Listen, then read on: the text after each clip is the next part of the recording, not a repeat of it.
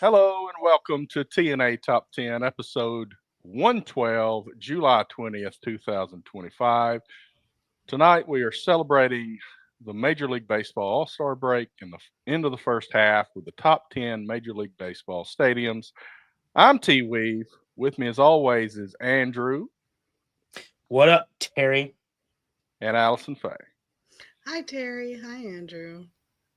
Stop it. Why are you acting so demure? Demure.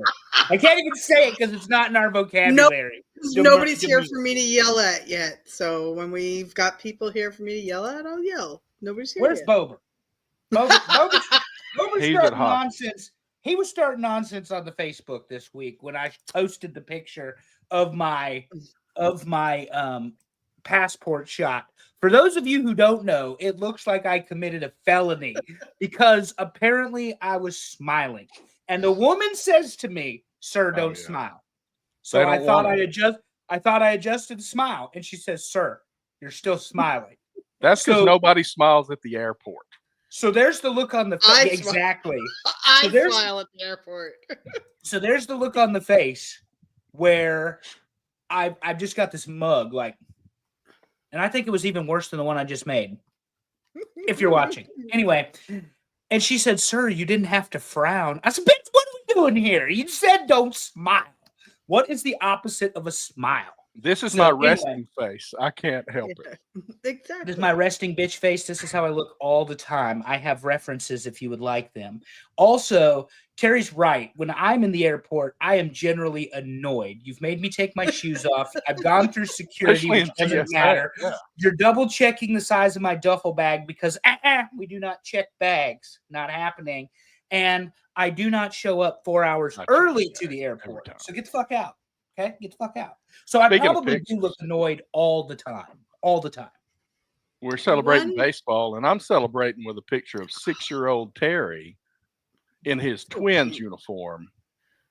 For those that are watching on YouTube here. Nice. I love it. Andrew's got a background of Steinbrenner Field. Steinbrenner Field holds 11,000. The Tampa Bay Rays, let's get that out, are so happy it only holds 11,000 because it looks full whenever they're on television. I did include Tropicana because that is officially their stadium in the poll. They put 65,000 people for the freaking bananas in whatever stadium that is down there. Raymond James. They can't get more than 10,000 people to show up for Tampa Bay baseball. I was at Tropicana Field for a sellout for the Royal Rumble last year. That was at Tropicana? It was at Tropicana. Not this year, the year before when I took. I thought it was at Raymond James. Okay. No. Interesting. Yeah, and it was great. Man, That's crazy. I mean, because it's weird to me because some of these cities that have a baseball team that don't really get a lot of fans in the crowd end up doing well with NFL teams, and it's like, so I wouldn't think this is good, but the Yankees typically have anywhere between 37 and 46,000 people in the stands every game. But I wouldn't necessarily think that's good. But I've never been to Yankee Stadium. Well, a lot of the stadiums aren't that big, so that is part of the. Okay, just so you guys know what I'm juggling here. Normally, I put the notes on my laptop on slideshow and it keeps it active. So I'm going to have to keep wiggling the mouse over here because I've also got a spreadsheet with a bunch of stadium information. I'm nerding it up tonight. Wiggle, wiggle, what? Oh, wiggle, wiggle, we do it, Terry. I like it. I mean, this is a good topic for us. Yeah. So I saw, and we're going to talk about stadiums tonight, but I saw Truist Park. Looks like they've got some comfortable seats based on the television of the game this morning. Now, if I'm not mistaken, Truist is it was never Turner. This is the new stadium. Oh, yeah. So, I mean, in my lifetime, this is their third stadium. Because I love Turner Field. 100% old. Yeah. See, I thought we should do retired stadiums, and I got vetoed. Maybe we'll do that. I mean, there's plenty of them. There's plenty of them. I mean, we can talk Polo Grounds. We can talk the original Yankee Stadium. You know, that takes Fenway and Wrigley off in Dodger Stadium. Candlestick, and the answer was, "Bitch, it ain't been Candlestick in 2 decades." Right. So, that was somebody in the middle said that. Somebody in the middle. Yeah, Allison's in the middle. But yeah, Oracle Park is what it's called now. I don't know how long it's been called that, but that's where Barry Bonds hit all those bombs in the water. Okay. Yeah. Shohei hit one last week or the week before. And the dude dove after it like it was his job. He's out over he's on the little kayak thing, and he boom into the water. It's hilarious. Yep. That would be so fun, just sitting out there on the boat in right field at Oracle Park. Until we'll talk more about that when we get there. Until you got smoked by the damn ball. Yeah. You better pay attention. Why don't we dive into it? We're talking baseball the whole episode. Yeah. We got some new logos tonight because Terry figured some things out. Terry figured out some sizing issues that he was dealing with. Oh, that's not a good way to say that. Are we looking at Babe Ruth there? That's Babe Ruth, supposedly when he called the shot. So that's the moment there. What is that? The 34 series? You got me. 34. They made it in the movie. It made the movie. I think it was against Pittsburgh. So it had to be for the World Series. Sure. Whatever you say. I can't tell. Look, if somebody between Andrew and I, which one of us is going to have the facts and figures down, it's the research guy. Yeah. 714 home runs, by the way, for the Babe. So why don't we go into? Oh, speaking of 714, before we 1932 32 World Series at Wrigley. I thought it was against the Pirates, but it was against the Cubs. Charlie Root, and he hit it to deep center field, and it was gone. Nice. All right. So speaking of 714, there was a great thing for Hank Aaron at the All Star game the other night when he hit the 715 at Fulton County Stadium in Atlanta. You know, that was 2 stadiums ago for the Braves. But man, they put on a show for that the other night. That was absolutely wonderful. It was awesome. Awesome. And of course, he had 7. What did he have? 7. How did he finish? 755? 755, yeah. Yeah. And Bonds has 7, whatever. 7. I mean, he barely got by. He got by and then hit a few more. And then his contract ran out and nobody would sign him after that. Yeah, 760 or something, Barry Bonds. 762, I think. I don't know. Yeah. Somebody it ain't that in the many. crowd can correct me, but it's not that many more. Yeah. Why don't we dive into it? So we'll do what we normally do, and we got like 4 pages of baseball notes tonight. So this is an entire baseball episode. A little bit of wrestling thrown in there, some arrests in college sports, but we'll get to that later. I promise we will be entertaining because baseball right now, as you all know, is my thing. I have the MLB app, so I know things. Okay. I think this is up to date because we always have a show while there's a lot of games happening. So if anything just finished, I don't have that. But in the National League, the Phillies, they lead the East 56-43. The Cubs lead the Central 59-40. And the Dodgers lead the West 58-42. And the only thing I can say about the Braves is Acuna had a hell of a throw the other night against the Yankees. 301 feet. I bet you. That's right. I bet you he doesn't make that mistake. What's his name? Yeah. Well, I was going to use his first name because it's funny. Lisbor, whatever. He's not third baseman. But I bet you he doesn't make that mistake again ever because if he had slid, would have been no tag. Right. Norbit, I think his name is, or Norbit. Oh, isn't that a Eddie Murphy that guy movie? with that weird name that I laughed at? Yeah, you made fun of. Yeah, hold on, I'll tell you what. That's when we start getting the stats. I'm not gonna know all the first names. I'm just gonna tell you right now. I'm not gonna know all the first names. But anyway, Terry is right. Acuna from right field to third base, flat-footed, no bounce, flat-footed on a rope. 301. It's Jorbit, I think. That's Jorbit. Yeah, not even a real name. I said Norbit, but it's Jorbit. You were close. Jorbit. Yeah, he probably pronounces it Horbit because look how your dad spelled it. It's spelled with a J and pronounced with a Y? Yeah. That's it. That's interesting. Okay. Bottom line is Acuna got his ass. 301 feet is what they measured the throw at from right field in the corner to third base. His name is Your Bit Chass got thrown out at third because you didn't slide. That's his name. Exactly. Yeah, get down, bitch. So Andrew sends me the lineup cards usually for the games. Yeah. He sent me this one, and my reply back to him was, "What the fuck is a Jorbit?" Correct.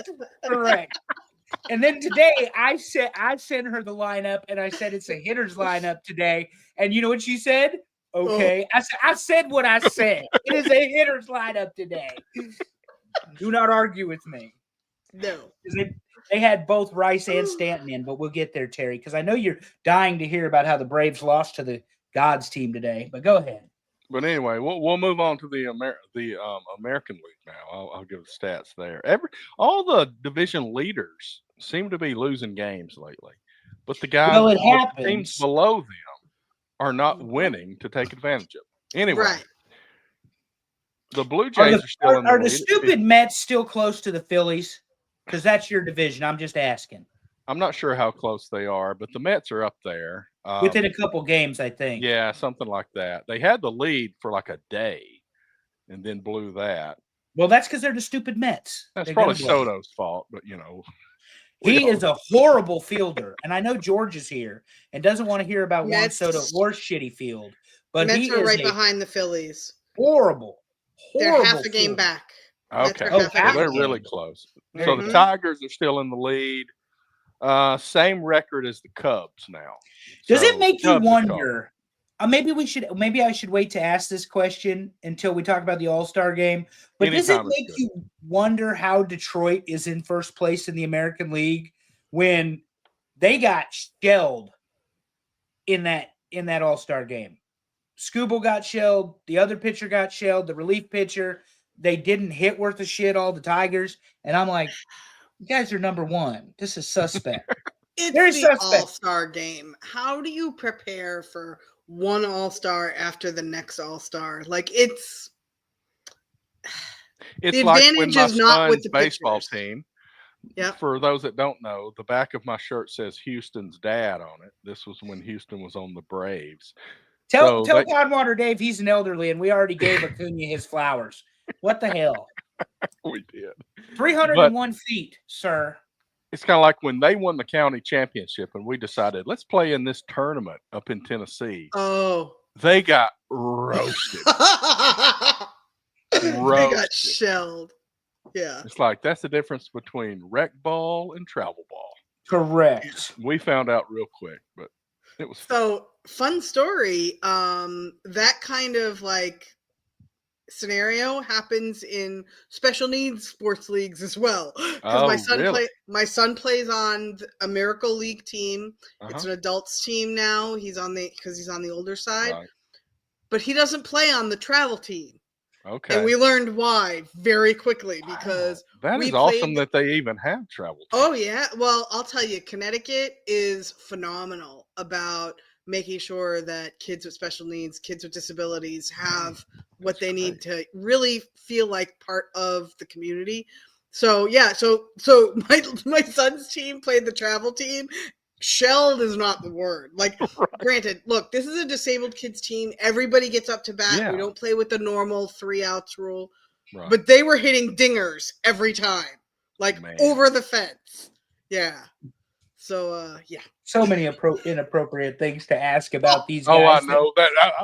I'm there with you. I didn't know how to say it. I'm like, what are the acceptable things that get you into this? How are you so good? This is supposed to I'll tell you, the majority of the kids that are really good are either autistic or have Down syndrome. Okay. That checks. Yeah. I don't know if you've ever dealt with the physical nature of someone with Down syndrome. They are incredibly strong people. Mm-hmm. Incredibly. Yep. Everyone I've ever met has been incredibly strong.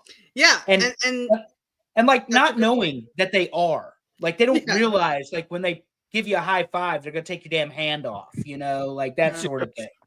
It's Yeah. crazy. Hey, look, Like Will Ospreay did to me when I was on the front row at Dynamite that night. Just about not Well, performing. Exactly. he's making up for you not being there when Sting showed up with the mask. I love you.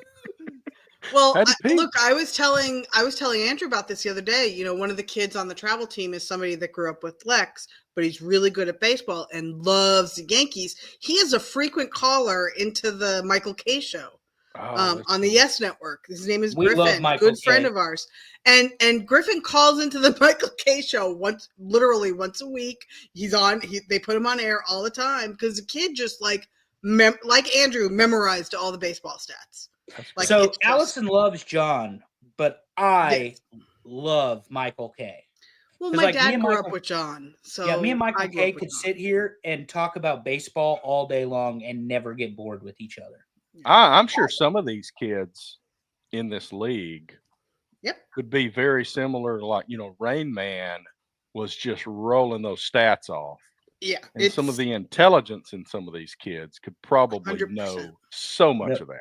Yeah, it's crazy. That's why I always tell Andrew that I know he's got, he's been hit with the tism stick. How much we don't know, but knowing that much. The tism stick. Oh, You've never God. heard that phrase? No, Oh, yeah. I'm sorry. I That's try true. to hold on.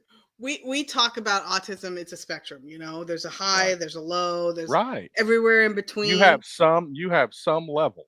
Everybody has some level, I like Yeah. to think. Okay, so Yeah. So the poor Rain Man, Astros have been you ain't waiting for fucking me to special. tell their record. The Astros are Yep. leading the AL West at 57-42. So now we can wrap that. yeah. Do we Well, the want to go problem- into the All Star break and talk about what's happened there? Yeah. The problem with the hold on. Whoa. Okay. What are you doing? We didn't talk about the Yankees yet. I asked. We didn't Go we didn't ahead. talk about- We talked didn't- plenty about the Yankees. What are you talking about? we didn't talk about Judge hitting number 36 today. That's Okay. number Oh, yeah, 36. that's He's number 2 right now in home runs. He's still batting over 350. And by the way, he checked truest off the list of parks he hasn't hit a home run in. I cannot give them to you right now, but it's only 2 or 3 that are left, and that's it. Okay. That is it. He's Has hit a he home hit run. one at like that community college field that the A's are playing at? Oh this yeah, year? he hit like 5 there. Yeah, Okay. they didn't have a chance. I don't think they count those, Terry, any more than they count. Steinbrenner is a real field, even though that's where spring training takes place. But no, the Yankees here, sir. Excuse me, sir, if I may. Max Fried had a blister on his finger and threw 73 pitches in 3 innings. I absolutely knew something was wrong with him. Apparently, if you're a pitcher, a blister's not a good thing. Who knew? Mm-mm. But Gotta have a good grip. other than that, Cam Schlittler, I have to be careful how I say his name because it's a nickname just waiting to happen. His first bad game he has with me. Anywho, this clown threw 7 innings out of the minors the other night, 90 pitches or whatever. The reason I call him a clown is his curveball was 92 miles an hour and his slider was 95. And he needs to work on his fastball, Terry, because it won't but 102. So, Yeah. he We've is got to coming look out. out. He's We've coming got to out look throwing- up some stats of pitchers getting injured over the last few years because it is getting insane. Yeah, I told you guys this in the chat, all joking aside about Schlittler. Max Fried, the ace for the Yankees, throws a 77-mile-an-hour 12-6 curveball, and it is effective.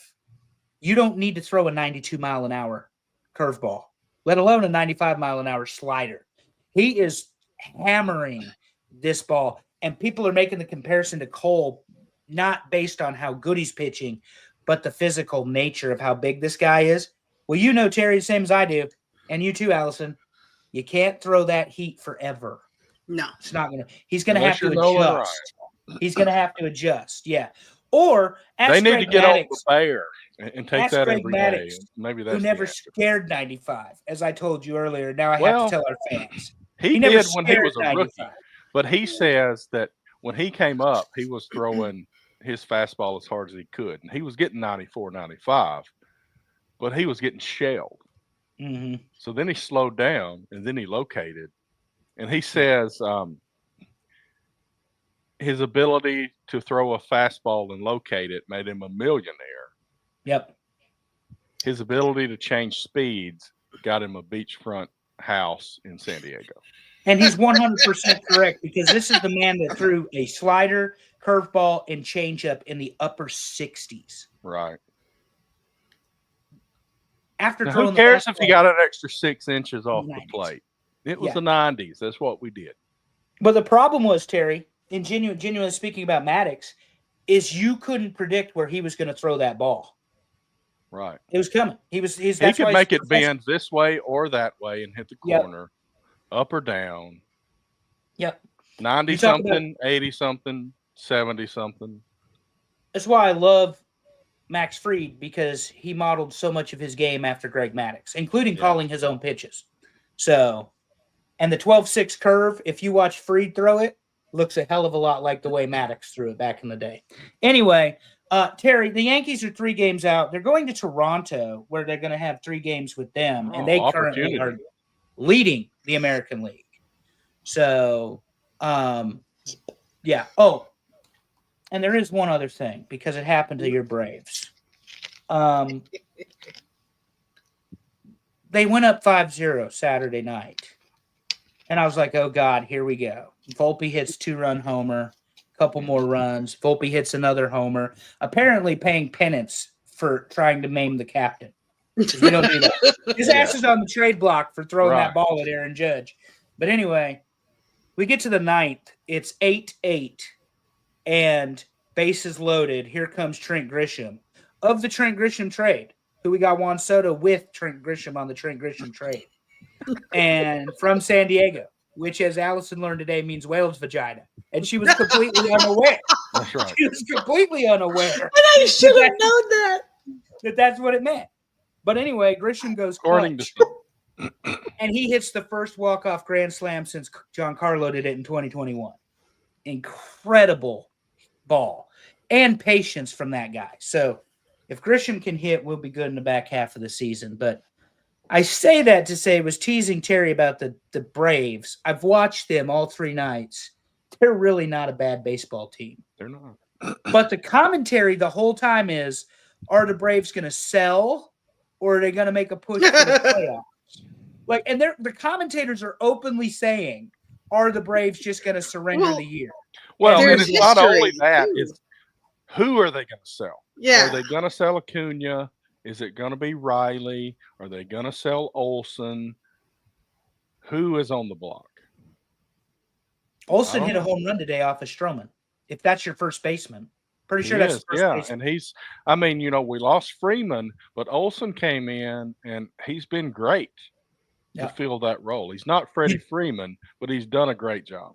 That damn ball hadn't landed yet either, Terry, by the way. Right. I mean, they said it went 440.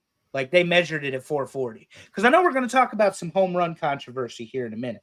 The All Star. Yeah, why don't are we diving into the All Star? We're ready. Let's go. We can. Okay. The reason I asked so many guy. questions is I've got to know the right time to show the graphic. I told you it's all about baseball today, folks. Don't be selfish. Terry, share with us. Don't be selfish. Okay, so we'll go in order. So home run derby first. So Cal Raleigh wins the home run derby. The finalists or the semifinalists were Cal Raleigh, O'Neal Cruz, Caminero from Tampa Bay, and Buxton from Minnesota, who's getting pretty old these days. But Raleigh beats Cruz 19-13 in the finals. But there's a little bit of controversy here because Raleigh advanced from the first round to the second round based on his longest home run being about an inch longer than Brent Rooker's longest home run. They had the same number, and his went an inch farther. Are we sure that we are that accurate with these distances? I mean, my goodness. An inch? You can't agree to have automatic balls and strikes. There's no way you know this. What they should have done was had a swing off between the two. Right. You can't measure it. It's so close. But obviously, this was put together so Raleigh would win. Jazz Chisholm embarrassed himself, and he should pay a fine. He should never be allowed to be in the All-Star game home run derby again. 3 home runs from a Yankee, not acceptable, sir. If we wanted a Yankee to win the All-Star game, we would just put Judge in it. And if Judge was unavailable, we just put Giancarlo Stanton in it. I think Judge basically said, "I've done it before. What more do you want from me?" Yeah, exactly. That's what he the thing is Judge would win it year after year after year. But here's the issue with that. It's not just that they've done it before. It can screw up the rest of your year. I think for some guys more than others. Some guys. Yeah. Yeah, exactly. It really depends on what your swing is. Like the old story is that Wade Boggs could hit as many home runs as he wanted to, but they would all go 5 feet over the fence, and nobody wants to see that. Yeah. Right. That makes sense. Suzuki's kind of the same way. I mean, he made such good contact that if somebody's just throwing a lob up there to him like they do in the home run derby, their contact is so good they can get it over the fence enough. Yeah, because it was Raleigh's dad throwing him the ball and his brother was catching for him. So, I mean, there's nobody upset about who won it, okay? Myself included. Big Dumper, congratulations. The right guy won it, yeah. Yep. Well, I'm going to tell you this. Big Dumper is going to lose. It's a prediction we're going to talk about later. He's going to lose the Triple Crown to the captain. That's okay. Because he ain't going to catch him betting. So the game ends in a 6-6 tie. We saw a lot of great players along the way. This is like the Paul Skeens show normally, because we don't hear about him enough because, the Pirates don't win baseball games. But we see him at the All Star break. If Bober was in the crowd, I would get a response, I'm sure. I was going to say, that's how we know he's probably at the hockey. The ball hockey. The ball hockey, right. Then we have a swing off. This is, I guess, the first swing off we've had in an All-Star game to decide a winner of the All-Star game. And they struggled with, what is the score if we have because at first they said the National League won in a 6-6 game with a swing off. Then they eventually gave them another run and made it 7-6. They couldn't figure out what the actual score was going to be recorded as. But anyway, Kyle Schwarber from the Phillies, 3 pitches, 3 home runs. That's still yeah. Well, and Schwarber's one that actually has a chance of winning the National League batting title. It's not. The thing was, they had a couple scrubs on that team, and here's where somebody was saying, "Oh, it was staged, blah blah blah." No, it wasn't. Here's how I know this: you have Cal Raleigh and Aaron Judge on the American League team, and neither one of them were chosen to represent the American League in the swing-off any more than Shohei Ohtani was chosen to represent the National League in the swing-off. Your 3 home run leaders in the entire Major League Baseball. So supposedly they were already dressed out and going on the hotel or the plane or whatever, and I'm like, this is the All-Star game. Fans paid their money to see Aaron Judge hit home runs. Same with Shohei Ohtani. Right. And same with Cal Raleigh. Your asses need to be available to hit said home runs in this swing off. And quite frankly, as a fan, that was unacceptable. You didn't have O'Neal Cruz out there either. So what are we doing? Let me give one more thing, and then I've got a comment on what you're saying to really build on that. Pete Alonso was geared up to hit third for the National League, but he didn't have to hit because they already won it through 3 American League hitters going and 2 National League hitters went. So Alonso didn't have to hit. So that was going to be us seeing Pete Alonso doing it. But your point about it's for the fans, that's what kills me about the All-Star game. To me, it is absolutely for the fans. I wish they didn't put things in their contracts about making the All-Star team and being bonuses, and then they go, the result of that is people say that fans shouldn't be voting. The whole damn weekend is for the fans. Get over this crap. Cal Ripken made the All-Star game numerous times because the fans voted him in and he was hitting 220. Who cares? Who cares? That's who the fans want to see, and that's who should be there. And we got a taste of that with the WNBA. It's like, it's like the fans vote for who they want to see in the game, and the whole thing should be for them. Yeah. So I'm gonna point something out. If you notice, there used to be, and I'll talk like maybe 10 years ago, way more influence and excitement around voting for the All Star game. Okay. Yeah. Like, oh, damn it. Sorry. That's okay. I lost my phone, my thing again. But all I was gonna say was that she's muted. game. Went, It used to. Oh, sorry, can you hear me? yeah, we can hear you now. Am I back? Okay. No. All I was saying was that there used to be a big push to vote. I heard nothing about it this year. Right. I used to get multiple emails, multiple text messages from the Yankees. Like there were campaigns around it. Now it's like, oh yeah, hey, vote for us. Yay. If you have the MLB app, you are aware to vote and that you can vote 5 times a day. But I mean, and seriously, they did. But to your point, you didn't see it a whole lot of other places. Right. That's all I'm saying. Back in the day, back in the day, I am so old right now. Oh yeah. Oh my God. But they did. They really made it like you would go to the game and you would get. I remember the paper ballots. My God, like it was nuts. Yeah. Well, and we teased Terry about the Braves and the Yankees, but one thing in this All-Star game, the play of the game probably was his first baseman robbing Jazz on that line drive. Yeah. That sent it to extra innings or the swing off anyway, the 6-6, because Olsen caught that ball that if he hadn't caught it, it hit him right in the face or whatever. Right. You know, I mean, that thing was flying right at him. So good for him. Now, the All-Star game to me was fine because it was baseball, but, you know, then we piggyback that with a bullshit bullpen game Friday, which I thought was absolutely horrendous. I don't know how Ian Hamilton is still on the Yankees. He is trash, absolute garbage, and he is who started. And then Aaron Judge, I think we should think about DFAing him too. Very selfish player. Oh, of course, yeah. Had the opportunity to bring the Yankees within one if he hit a home run, and he decided to strike out. And I think that's just selfish of him. But just go. This whole let's rest thing, I'm not up for. You know, you're paid to play the game or play. Okay. Look, I pointed out to Andrew, I said a lot of guys had off for the All-Star break. Okay. So it is very, very, oh my God, I'm totally blanking on the word. It could definitely be that Aaron Boone said, let's give some of our family guys an extra day to spend with their families, and then they'll start on Saturday. According to Andrew, absolutely not. We are correct. We're here to win baseball games. games, win a pennant, go to the World Series, and avenge the loss from the Dodgers from last year. And you're in second place. When you're in second place, you don't take days off. Thank you very much, Terry. And they're like, well, we don't have a starter because Schlittler's hurt. Find somebody, for God's sake. Change the rotation. What difference does it make?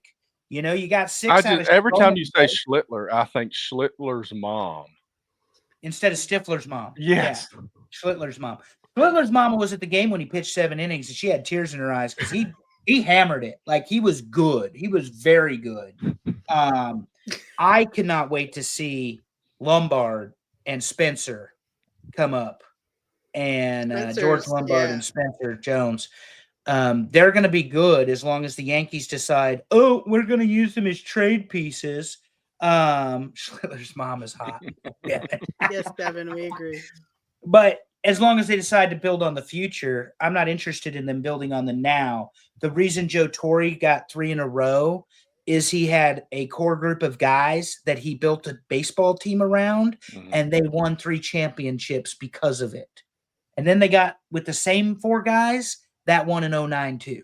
So there's a reason. They traded off their minor league studs for a while because they had the guys they wanted in the majors. They wanted to add to it. Yeah. But I'm telling you, I would take Lombard over Volpe right now. Volpe is a mental head case, although he did hit 2 home runs yesterday. So, but I mean, you're batting 225. You can't ignore the comparisons to Derek Jeter. As fans, we should ignore them and not even make them because it's not fair to compare that guy to one of the greatest baseball players to ever put on a pair of cleats.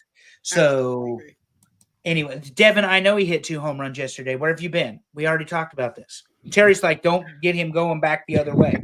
We're moving forward. So let's move forward, and we'll say it this way. Here is your halfway through the year. If the season ended today, here's what the playoffs would be. In the American League, the Astros would be playing the Red Sox to see who plays the Blue Jays, and the Yankees would be playing the Mariners to see who plays the Tigers. Now, well, the Mariners can't beat the Yankees, so we would take care of that, and it would be us playing the Tigers. So let me do the National League, and then we'll talk about what do we think it ends up being. So the Phillies would be playing the Padres to see who plays the Dodgers, and the Brewers would be playing the Mets to see who plays the Cubs. And I had to look at the rules because the Brewers have the second best record in the National League, but the top 3 teams are the division winners. So the Brewers fall to number 4. So that puts Brewers versus Mets, and I don't think the Mets have any chance against the Brewers. And then they would see who plays the Cubs there. Okay. So what are we thinking? What are we thinking? I mean, who is the division leader that we think is not going to win the division? We've got the Blue Jays, the Tigers, Blue and Jays. the Astros. In the American League, the Blue Jays. And I tend to agree with that. I think the Yankees catch up and win the division. I think the Blue Jays get in with a wild card. So then the Blue in the Jays have a National League, great manager. He's very aggressive. He's done the right things. He turns the right screws, gets his guys to play for him. But I don't think they can sustain. They're on a 13-3 run. In the last 16 games, they're 13-3. They got the best streak in baseball right now, percentage-wise win-loss. But they've got the Yankees coming to town, and the Yankees know that they can't lose 3. They can't lose 2, and they can't even lose 1 against the Blue Jays. I don't think they've got the talent to win the division, let alone make it into the playoffs very far, meaning the Blue Jays. It's not their time. They're 2 years away from that. And if the Yankees have any starting pitchers becoming available, I think exactly what you said. It's a no-brainer. The Yankees will regain the lead in the division. Well, August 1st can't get here fast enough because Luis Hill is coming back. So, yeah. Okay, National League. Phillies against Padres to see who play the Dodgers. Brewers against Mets who plays. And I guess I already said this. Brewers versus Mets who see who plays the Cubs. So right now we've got Dodgers, Cubs, and who's leading? I guess, are the Padres leading the West? Did I say that? Yeah. No, the Dodgers are leading the West. Oh, that's right. The Dodgers leading the West. The Cubs. Oh, the Phillies. The Phillies are who I'm missing. So the Phillies. So I'm taking San Diego to upset Philly because Philly is a choke artist baseball team. And then the Mets are going to squeak by over top of the Brewers because the Brewers are the Brewers. And, oh, yeah, that's I see you both shaking your head. Well, but the problem there is, do the Cubs hang on to the lead or do the Brewers overtake them? No, the Cubs hang on to the lead. The Cubs go to the pennant against the Dodgers. The Dodgers win in 7 because the Dodgers are still the all-around, top-to-bottom, best team in baseball. All right, so who do we think's in the series then? The Yankees and the Dodgers. Yankees and Dodgers. You got Yankees and Dodgers, Alex? I think Yankees and Dodgers is hard to beat. Absolutely. My only difference from Andrew is I have Brewers over the Mets. Okay. I would think Brewers over Mets. I said the Mets will upset the Brewers and Philly will lose to San Diego. It's probably coming down to whose pitchers are injured. Yeah, well, and that's the other problem. Yeah. If the Yankees can get Hill back, they can have Schlittler into the rotation. You have Marcus Stroman, who you can use, and then you have Fried and Rodon, as well as Will Warren. You have 6 potential starting pitchers. And if they need to move Schlittler or Stroman to middle relief, why the hell not? But anyway, that's a whole other thing. So here's how I dissect it. In the American League, the Tigers have the best record, but they're in an easier division than the Yankees and the Blue Jays. because we got Yankees, Blue Jays, Red Sox Red all Sox. mentioned here. I mean, Yep. wild cards are coming out of the East. And Tampa Bay still in the hunt. The Orioles too far back. So I do agree about the Yankees there, unless there's some horrific injury, Aaron Judge or something. I'm not trying to jinx you, but I was gonna say, what is wrong with you? so then in the National League, I wonder, are the Cubs good enough to win the National League and go to the World Series, or do we go back to the Dodgers? And how good are the Brewers? I don't know. I'm going to go Yankees, Cubs. Yankees winning the series against the Cubs. The uptick for the Dodgers, Terry, is that their pitchers are hurt, but they're coming back. So if you get them at playoff time, and they're not hurt, because Glasnow's come back. Obviously, they're waiting on Snell. Roki Sasaki is still out. Ohtani is doing this weird thing where he's throwing 1 to 3 innings a game, and then they're putting in another starting pitcher after him, which I think is weird. But Dave Roberts has won the championship a couple times, so he could probably get away with it. I don't know. But when you look at the Dodger lineup, top to bottom, and they lost today. Mm-hmm. Milwaukee beat them today. Yeah. But when you look at the lineup and you start with Shohei Ohtani, and then you move to Teoscar Hernandez, and then Mookie Betts, then Teoscar Hernandez, then Freddie Freeman, then you've got the kid playing catcher that's really, really good, Smith, and then you just move down the line. If the Dodgers get hot, it's going to be a very tough out for them. The best thing that could happen if you're not rooting for the Dodgers is them to run into the Padres or the Cubs in the opening round of the playoffs somehow. All right. Because the Padres are going to play them for blood. I mean, seriously, they're going to play for blood. That was where that brawl happened a couple weeks ago. So we're both, well, Andrew, both you and I are saying that if everything goes the way it should, it's Yankees, Dodgers. I am 100% saying New York Yankees are making the playoffs. There's not a better, well-rounded offense in the American League. Right. And if they were to draw Seattle, as Terry's playoff scenario is, the Yankees are either 5-1 or 6-0 against Seattle this year. So my next question is this. Who do you see who could be that dark horse? Say something doesn't go right for either side. For the Yankees, something doesn't go right, or something doesn't go right for the Dodgers. Who do you see sneaking into those spots in the World Series? So for me, I think it's the Brewers. I think they're a dark horse on the National League. I think it could have. If anybody I could see making it all the way, it would be them. What do you think? That's the National League. Yeah. I don't think the Yankees, I'm like full disclosure, I don't think they can drop down that bad. So although I've got complaints about the Brewers even being in the National League, and then the Astros swapped from the National League into American League, even though the Brewers had been in the American League, but we won't get into that today. Yeah. Oh no, I know.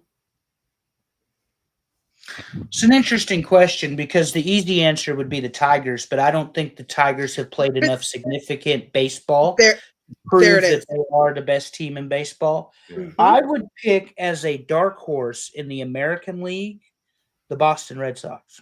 That's actually really good. Okay. Because the problem with Boston right now is they are streaky. They either win 10 in a row or they lose 10 in a row. Yeah.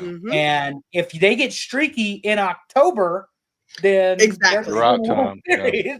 So exactly. Well, if they get win streak in October, let me qualify. But I mean, if you're asking me, Houston is a good baseball team, but I think they're unproven.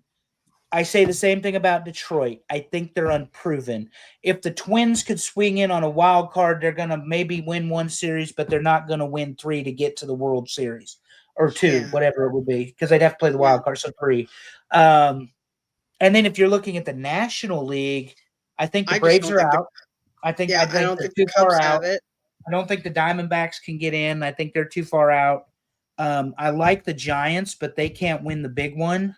So I would be more inclined to still think it comes out of the West with San Diego.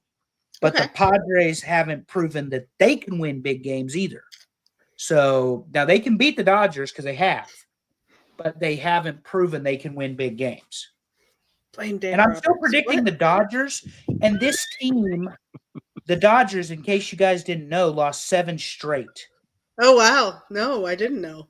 And in the last 15, I think they've won 3 out of 15. So they're 3-12 or some crap. Okay, they're not playing good baseball right now. So they're trying to be the Yankees.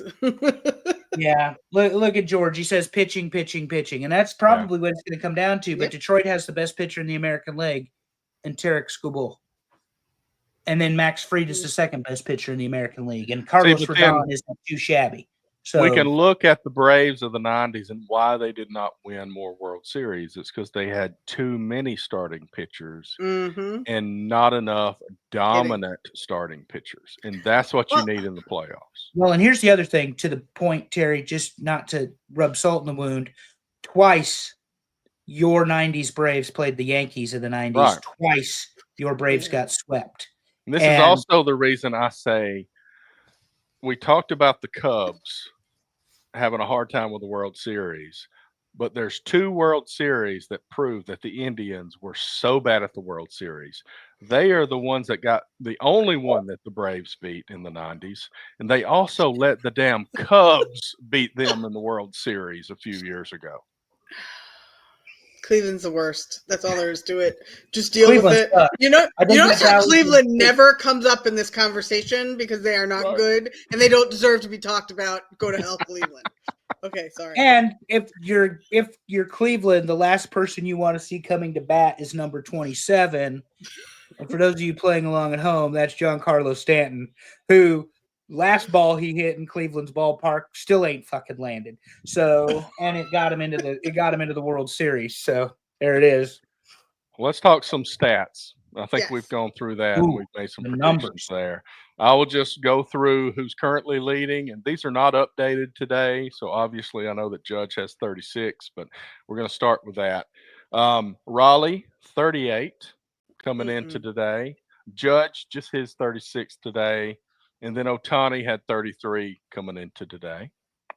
Okay. RBIs, we've got Raleigh at 83, Judge at 81, Suarez at 81. Again, that's coming into today. Batting average, Judge way ahead of everybody at 353. Jacob Wilson for the A's at 327, and nobody knows about it because it's the A's. He's their shortstop, going to win Rookie of the Year. And a rookie. I have the MLB. Second place in the MLB. It's crazy. And Will Smith for the Dodgers, 324. He's their catcher.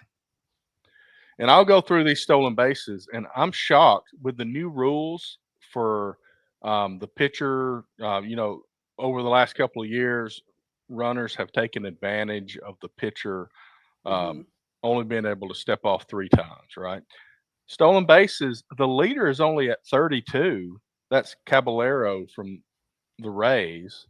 And then we've got Cruz for Pittsburgh at 30 and Ramirez for Cleveland at 29. I'm a little shocked that we are only at 32 at the All-Star break. Well, we grew up in the Ricky Henderson era. Well, and, if you asked me 3 or 4 years ago, I wouldn't think it would be that high. But with the new rules that came in that favor the base runner, I would have thought that we had somebody higher than 32. Well, I will say this because I watch a lot of baseball. One thing is the way the tag rule works now, how you have to be offset the bag. You cannot block. That's true. The catchers are gunning down runners. And if you slide past the tag, past the base, you're out. If obviously, if you get tagged, you're out. They say tie goes to the runner. And what I can tell you in baseball review, that's bullshit. Because if they tag them, they're out. The tie does not go to the runner. It doesn't. Even in the rule book, it says the runner has to beat the throw. And I have seen Cal Raleigh gun people down. I have seen Austin Wells for the Yankees gun people down. I mean, it is Will Smith for the Dodgers. They are having more accuracy behind the plate as well. You're also seeing less wild pitches, which sounds weird, but they're not advancing on wild pitches. They're not advancing. Pitchers also or catchers also are not in a traditional squat. A lot of them, they're one leg up, one leg back, or one leg forward. Anyway, they're in a Santiago style. Yeah. So this is how the traditional squat has gone away. They'll do the pitch comm in the squat, and then they set the position where the one leg back, one leg forward, and that's how they're catching now. And I think they said Big Dumper's release time is less than 2 seconds. From the time he catches it to second base, it's less than 2 seconds. That's why he won the Platinum Glove last year in the catcher's position. Crazy nickname. Sorry. It's Time I hear it. It's so good. It's perfect. Yeah. And he says it's because he's got a big ass, and he actually says that. And that's the thing about him. It's like we're seeing a catcher go on a tear. Yeah. Switch hitting catcher, by the way. Right, but I don't know what percentage of games he's actually catching as opposed to DHing. That's a very good point. Yeah. Catches more than he DHs, I promise you. So catchers, the season wears on them. Absolutely. How is he going to slow down at some point in the second half? And is Judge going to run away with a home run title? Yeah. I don't know. Judge is definitely running away with it because it's Aaron Judge. As much as I'd love to say, see the good kid with the nice fat ass. We'd like to see him win. Sorry, I got distracted there for a minute. It's just not going to happen. Exactly to your point. Yeah. He's going to tire. He's a catcher. He's going to go through a lot. He's also young. Yeah. Terry, So because you asked, 97 games. Goodness. Already? He's played 97 games. That's okay. That's going to be a fact. Allison's point, he is 28 years old. They have him listed as that he bats left and right, and he throws right. So he was born in 97? 98 or 96. Sorry, 96. 96. Okay, so that would be the year before I graduated from college. Yeah. But Cal Raleigh has played 97 games this season. And I believe Aaron Judge has as well. Yeah, that sounds about right. Yeah. Judge sat one game. Yeah, well, Judge is not catching. He was out Friday. He played 99. Judge has played 99 games. He was in Friday. He was DHing. Oh, was he? Okay. Or he might have even been playing right field. But yeah. Anyway, so to Terry's point, Cal Raleigh is even more impressive because he's a switch hitter, he's a catcher, and he's played 97 of the 98 or 99 games the Mariners have played this year. Depending on, because I think they play later tonight. So they might be only on game 98 or 99. Right. So anyway, good for him. He's still losing to the Judge because Aaron Judge is hitting 60 this year, and he's winning the Triple Crown. But that's for the predictions later. Okay. Well, predictions can be right. Are we there? I think we're there. Let's go ahead and do the hitter predictions. I'll talk about pitchers in a minute. I mean, what's going to change in the second half? We've talked about Raleigh falling off and Judge kind of taking over in the Triple Crown. Anything else that jumps out at us as? I have a stat line for you, Terry. Okay. And this is why I say Aaron Judge is going to win. 99 games played, 364 at bats, 89 runs, already 128 hits, 201 times on base. And then the ones that matter for all of the other people, he's got a 352 average, 458 on base percentage. So he is on base almost 50% of the time, 46% of the time. Aaron Judge is on base. Yeah. He has more intentional walks than anybody in the MLB, and it's not even close. Not close. His slugging percentage is 725, and his OPS is 1.18 or 1.184 with a wins above replacement of 6.8. Every category leading with the exception of RBIs and home runs. My predictions are this. Judge wins the Triple Crown. Judge finishes above 350 batting average. Judge leads the Yankees to the World Series and redeems himself for last year's performance. Okay. I agree with everything except for his batting average at the end. I think it'll probably drop a little because it usually does. But I still think he was batting 410. I know, but it's reality, and I think the long-term Yankee fan in me knows everything doesn't always go according to plan. So is he above or below 340? Last year's batting average, just for point of reference, 322. yeah, I was going to say 325. That's about where I think he ends. Not me. I think he's 330s. I'm going north of 350. So I'm going to be the optimist. I love it. Who are you? Picking what up happened some to Andrew? steam in the second half. He's picking up steam because he's going to lead the Yankees to the World Series. I'll take it. I don't think there's anything any more interesting with the hitters to talk about other than that. So why don't we move to the pitchers? Wins. Only 2 pitchers have more than 10 wins in Major League Baseball coming into today. That's Peralta from Milwaukee with 12-4, and Fried from the Yankees at 11-3. And there's 7 pitchers with 10 wins, including Carlos Rodon. That's also right. The Yankees. He's at 10-6. And Tariq Skubal. Right. Yeah. So, by the way, for the ladies, I discovered Rodon with a beard is exceptional. It's not just for the ladies, but yeah, not just for the ladies. Rodon with the beard is exceptional. And let's talk about Giancarlo Carlo with 5 o'clock shadow. Hello. Anyway, so who ends up with the most wins, and how many wins are there? Why don't we go there? Well, this would be my thought. I don't actually know anything about the Milwaukee Brewers pitcher, but it's probably a good bet he's going to finish with 20 wins. Are they significant? Do they matter? Now that Milwaukee they're playing in the playoffs, that does matter. Right.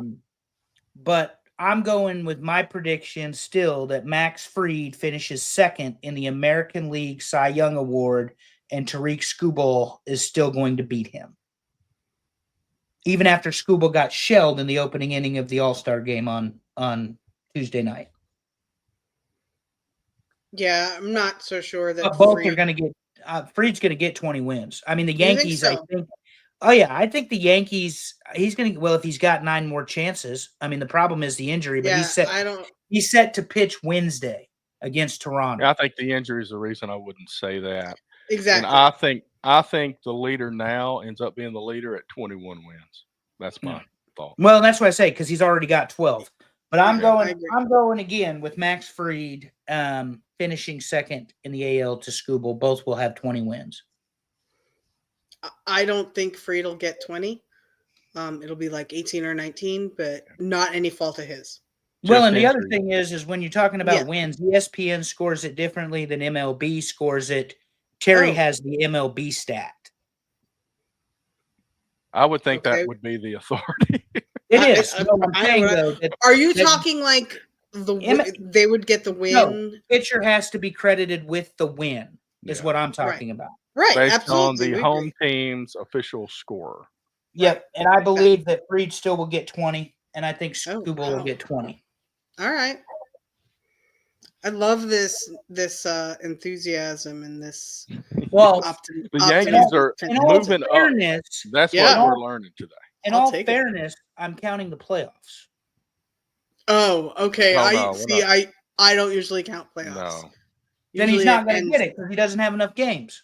That's right. That's why I was like, I don't know where you're getting your 20 from. Mathematically, on a 5-person rotation, he doesn't have enough games to do it. No.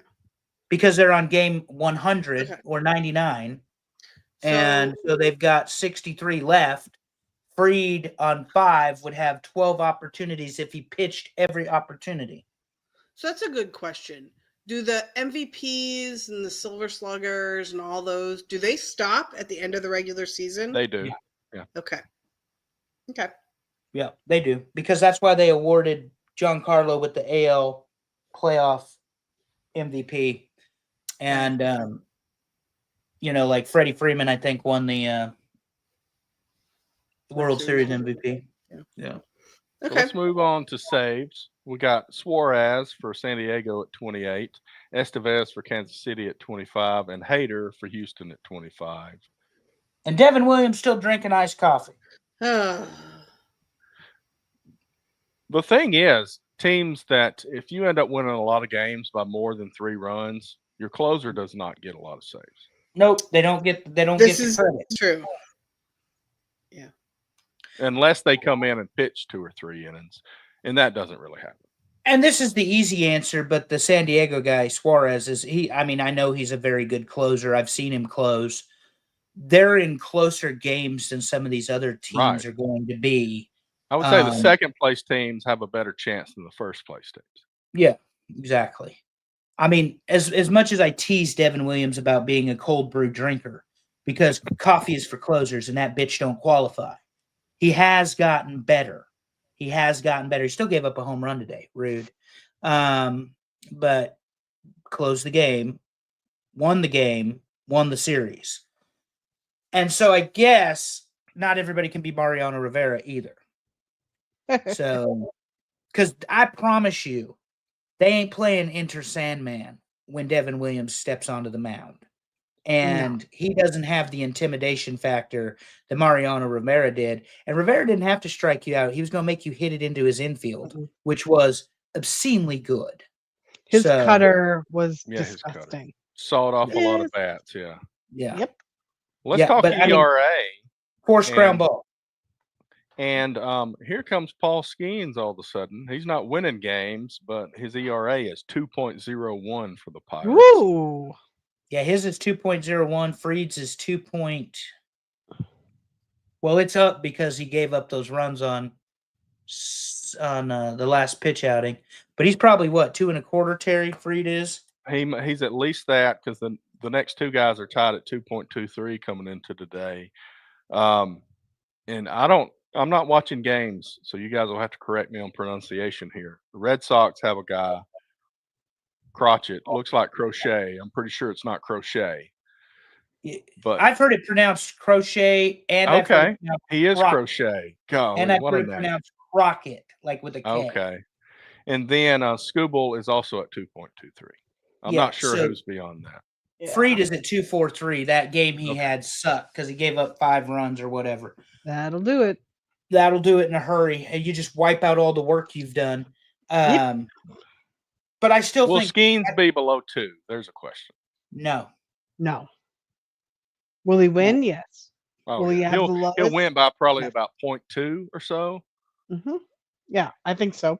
But I think you're exactly right. I think like a 2.1 or something. The other thing is, this is the time of year, too, guys, and not to interrupt your thought there, Terry. This is the time of year where they start playing the division games, and you've already seen this guy, and now you're going to see him again and again. Mm-hmm. So when there is a familiarity with who you're throwing or who's throwing against you, that can be a problem as well. Which is why a 5-person rotation matters, because you don't get the same person. Right. But when they did the 2 Boston series, New York did, and they only won the 1 game out of 6, which is obscene, but it happened. They shelled Rodon, and then they shelled Warren, and it can't continue on. But if you want to win playoffs, but the problem is when you play 7 games, you have the potential of seeing a pitcher 3 times, depending on if you bust the rotation or not. That's right. Yeah. So, and they make exceptions in the playoffs. They sure do. They'll get guys coming out of the bullpen in tight spots that are starters, and they'll throw them a few pitches, and then they'll start them the next day or 2 days later. You'll get crazy stuff. Yeah. Well, that's my point about Skeens, though, is he's going to see Philly. He's going to see the Mets. He's going to see the Braves. He's going to see Washington, is it, in that division? At least 2 more times before the season's over. Yeah. Those guys are going to be familiar with Paul Skeens. Doesn't mean he's not going to strike them out. Doesn't mean he's not a great pitcher. But he's going to have to hit them with something different that they haven't seen. Particularly when you as it becomes more familiar, they'll have better luck. Yeah, when you get, that's why they say if you watch some of these games, by the third time through, the starting pitcher has shown his hand to the batters. He don't have a whole lot left to throw him. So you either just call the ball and throw it or get another pitcher. All right, so let's move on to Yankees and Braves. And I know that you probably have some stuff stored up. We'll get to that in a minute, but Yankees predictions for the second half. We've talked about some of it with Judge overtaking Raleigh. We've talked about Yankees going to the series. Anything worthy of mentioning that we haven't talked about that you expect in the second half? Or in The only thing I was going to ask you is, are they sellers or are they pushing all in, Terry? You as a Braves guy. Oh, they're selling somebody. My question is, are they selling Acuna? I don't think they are. I think that would be devastating if they did. I think there's 2 or 3 guys at a level just below that, and they'll probably sell some minor league pitching. They've got Caminiti. I can't remember his first name. I think it's Ken Caminiti's son is pitching in the minor leagues. No way. Cam Caminiti or something. That sounds like it could not be the name. No, there was. I think that might be right. Yeah, but I would think he might be on the block. Guys in that second level like Riley, hopefully not Olson, Ozuna, those kind of guys I expect the Braves to put on the market, but hopefully not Acuna. But if they trade Acuna, then we reset the roster and we figure out where they go from there. And more than likely, that means they're playing for 2026. I don't know. If you sell Acuna, I think you're probably playing for 2028. So well, the reason I say 2026, Terry, is you're surrendering this season. Definitely. Yeah. Well, I think they're going to have to some degree. Well, with Schwallenbeck hurt, and then of course Chris Sale hurt, your pitching staff is although Strider looked good the other night, he is good if he can stay healthy. He's got all those big muscles. Yeah, he looked good the other night, but I don't have as many predictions because you kind of asked him. Hold on, before you go to predictions, I'm going to answer Terry's question.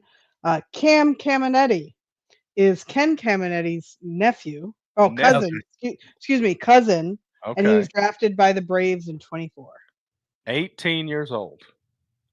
So that would be, that to me is the interesting question is, do you build or do you sell?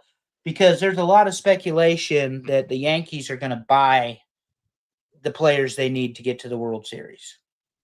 But that means you're going to have to sell somebody too. I think we have enough to sell. I'm all right with but that.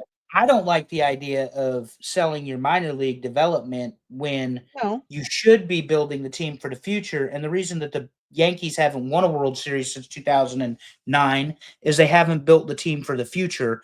They've got a superstar in Aaron Judge who's got some decent help around him, some good veterans like Goldschmidt, even Bellinger, obviously Giancarlo in the DH standpoint. And then you have young players like Ben Rice, Oswaldo Cabrera.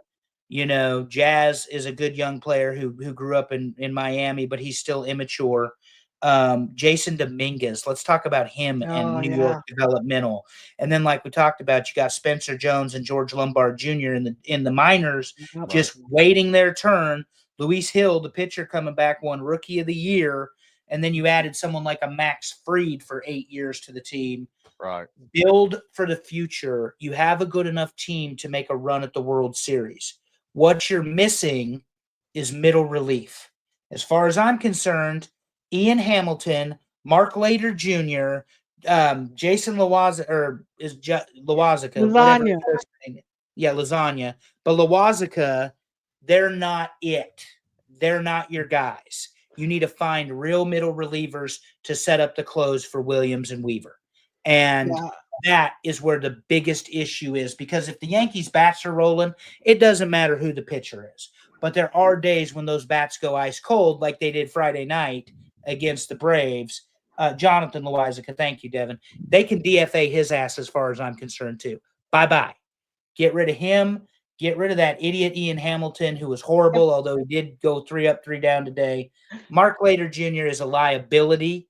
I don't care to ever see him pitch again for the Yankees. Fernando Cruz is hurt. He fits but he's back in September for middle relief. So if I'm Cashman, I'm going for middle relievers because I've got everybody I need. Mm-hmm. What Andrew said, yes. That's why I said I thought we would definitely be shopping. Exactly what you said. Middle relievers. We need some good long relievers. We need some lefty relievers. How the fuck fair is it to get your starting pitcher, whether it's Marcus Stroman or Max Fried or Carlos Rodon, to go 6 or 7, and then watch your bullpen piss it away to the end? And to Devin's point, this is where the Braves and the Yankees may come together. We don't need a third base bat. We got Oswaldo Cabrera next year.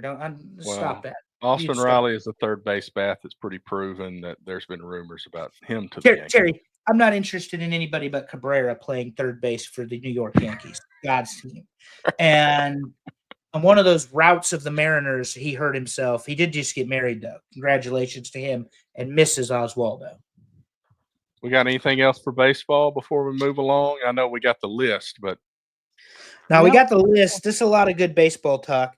We did most of the predictions already. Okay.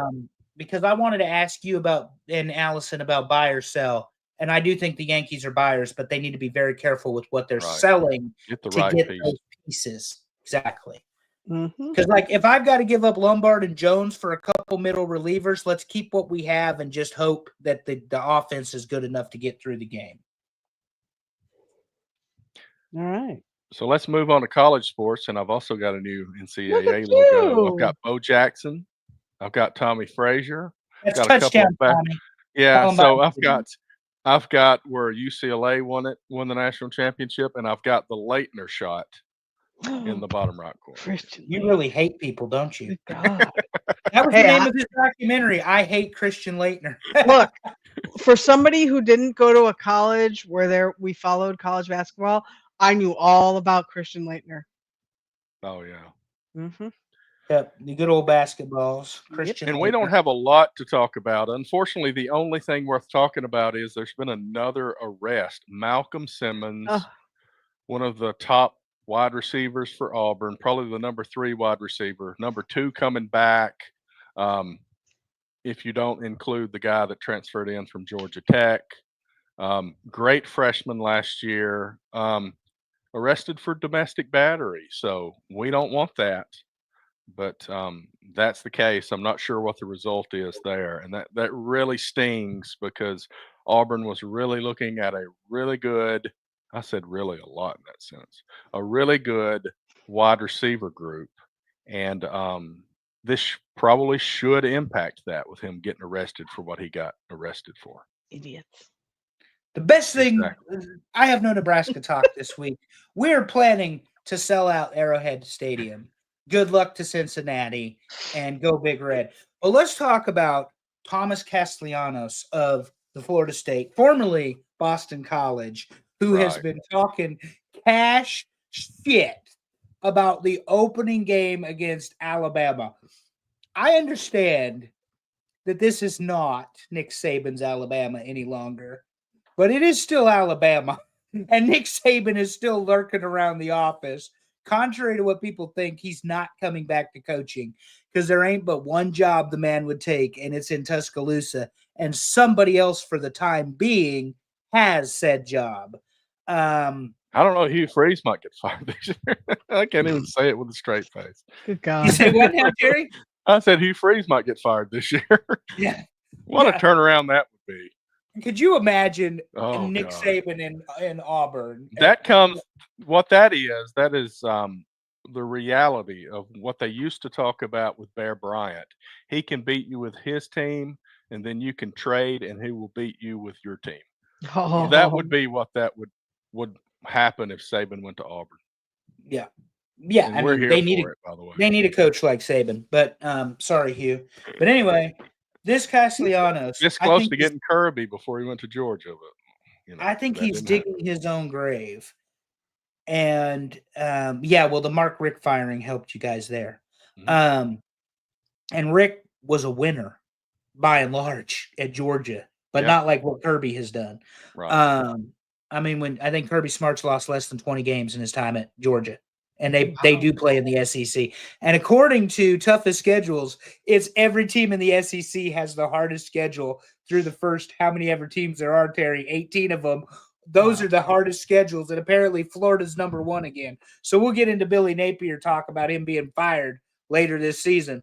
But if I am Thomas Castellanos and I am the quarterback of a 2-10 team that, by the way, got beat by my football team in Ireland, I would probably keep my words soft and sweet, knowing that you have an entirely new defensive staff there, that you are 2-10, that you're in year 3 or 4 with this coach, maybe it's 5, and he's not Bobby Bowden, and he's not Jimbo Fisher. And it's a matter of time before they show his ass the door too. So I think it's hilarious, and I think the Tide win opening day by like 40. And that's the shitty Tide. Yeah. That's not the good Tide that wins national championships with Nick Saban prowling the sideline. I'm putting it out early. Florida State. Speaking of putting it out early, here's Devin already talking up Syracuse. Yeah. Well, they had some help from an Ohio State quarterback. But anyway, football talk, so you all know, next week is not football talk. And then we're on vacay for a weekend. Yeah, we're going to have to figure out the details of what football looks like this year, because soccer, and I've said this before, soccer is getting even more intense for us. Cyrus has been pulled up into more competitive leagues. There may be a tournament in St. Louis coming up. We're hopeful of that. I bought him some new cleats today, and those damn things aren't cheap. Nope. But it may impact our football show. We will have some kind of football presence, whether it's on this show or still do the separate, but it will be a little bit different. But we're going to talk about that in Charlotte. So Correct. We're going to be in Charlotte. We've already got a reservation. And by the way, for any of our friends that see us in Charlotte, we're on a tight schedule. And by we, I mean me. So if I seem like I am in a hurry in Charlotte, don't be offended. Try to catch me on a different day. We have combined. We've put things right on top of each other, and we've got to be across the city to places in a hurry. The good news is I'm driving. So we'll get there quickly. We will get there in a hurry. I mean, move along to wrestling. Our fourth may freak out because you're driving, but at least it's not me. Well, that's okay. It'll make her feel better. We'll all be there to come. Buckle up, sweetheart. It'll be fine. All right. I got new logos. I got new look at this. logos for everybody. So WWE, I got the 4. I got Shawn Michaels, The Rock, Hulk Hogan, Steve Austin. There's no John Cena's there. You just can't see him. You can't. He's there. You just He's behind the WWE. He's busy signing contracts. Did you see the Coldplay meme with John Cena's wife and nothing behind her? Yes. No. Fantastic. How do we miss the Coldplay thing? Hey, look, guys, if you are cheating on your significant other, do not go to a Coldplay concert. That's the lesson you've learned here. That's bold to go. Anyway, no comment. They're in a suite. Yeah, that's something, all right.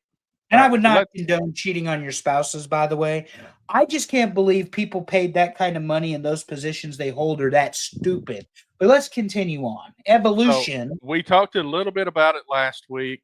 First few matches. I don't remember what all we talked about. A couple of points I wanted to make. And you guys talk about what I've got all of it in the notes, but you guys talk about whatever you want. Obviously, the main event was a big thing in a switch, but Stephanie Vaquer wins the Battle Royal. She's got a championship match at Clash in Paris.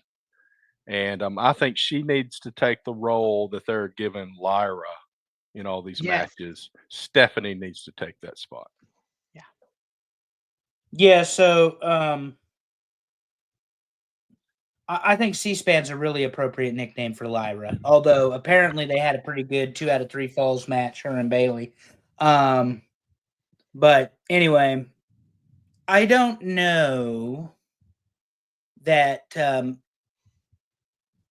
Evolution did everything that it could have done as a whole. There's only one first, obviously. So the first all women's pay-per-view was huge back in 2018 or 19, whatever it was. And now you're trying to replicate that same, intensity or whatever. So you do some different things, pretty interesting, street fight between Naomi and Jade. And then, of course, the title change that I believe had to happen. Because if you're not going to use Io Sky, then don't use her. It's that simple. Just move on. Well, I guess they're never going to let Rhea beat her.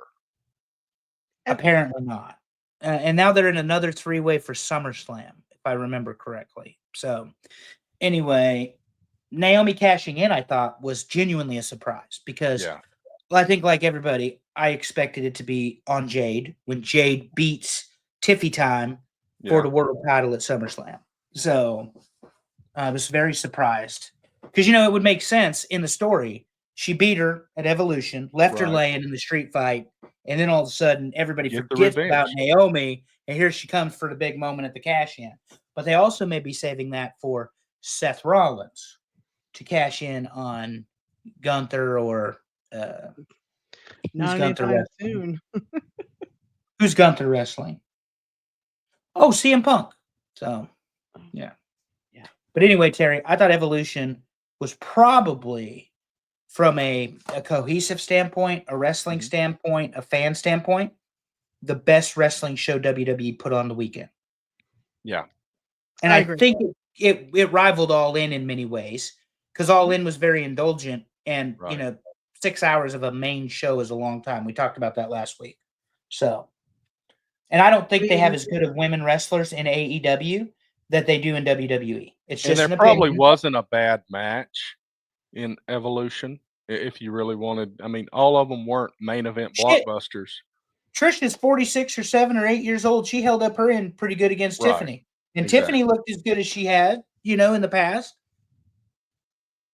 And then, of course, she had that ugly-ass Charlotte Flair looking like Cher. And, One of the good things about Evolution that I like is that a lot of people get a chance to see wrestlers they haven't watched before because it's only women.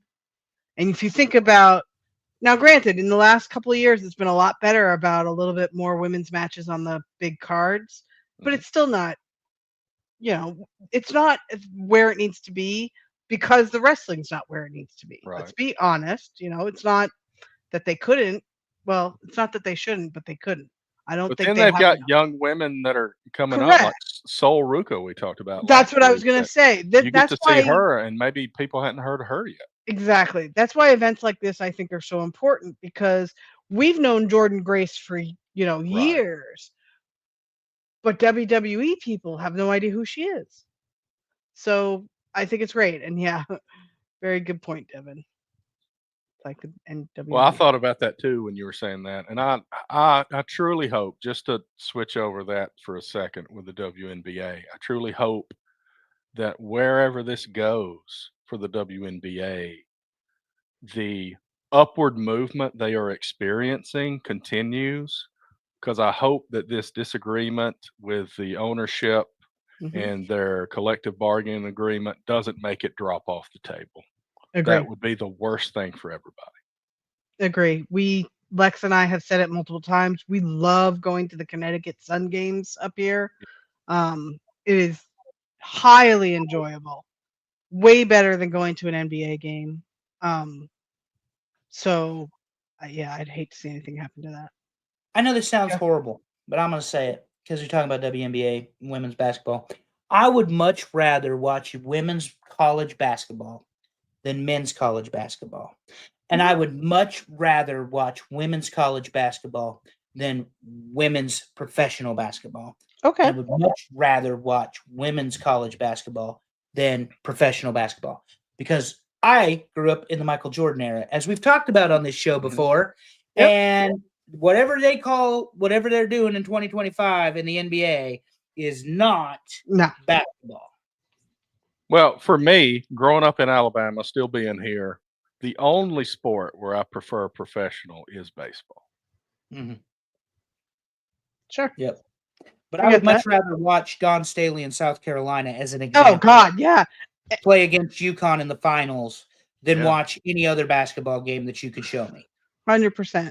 I mean, I knew who Pat Unless Summitt you're bringing was. back the '92 Dream Team, which was insanity. I grew up in the land of UConn. I've been here the last 25 years. Trust me when I tell you, if I know women's basketball, Andrew, you're spot on. I know UConn women's basketball because it's here and it's fantastic. So I definitely. Well, there's other teams too. That's the good news about college basketball, which is leading to the WNBA getting more players. Is it's not just every player off the UConn starting five now. You've got UConn and you've got UCLA and you've got USC, meaning University of South Carolina. You've got Florida. Tennessee's pretty good in women's basketball. They have been with Pat Summitt there before, and now whoever's there. Point being that you're seeing the uptick, and the uptick is coming because you're getting more competitive sports in college, which is ironic. This is a college football show to start with, and here we are now talking about women's wrestling, and somehow got on basketball. But this does go back to UConn with women's basketball, because one really positive thing in my eyes is last year we had Caitlin Clark come in, and we said this might be the one. This year we got Paige Beckers came in from UConn, and she's being talked about as maybe she's the one. If you continue to have that, the talent level in the league is just going to skyrocket, and that's going to help them make money. Not this arguing over more money in a CBA. I don't think it's quite time for that, honestly, and they may hurt themselves.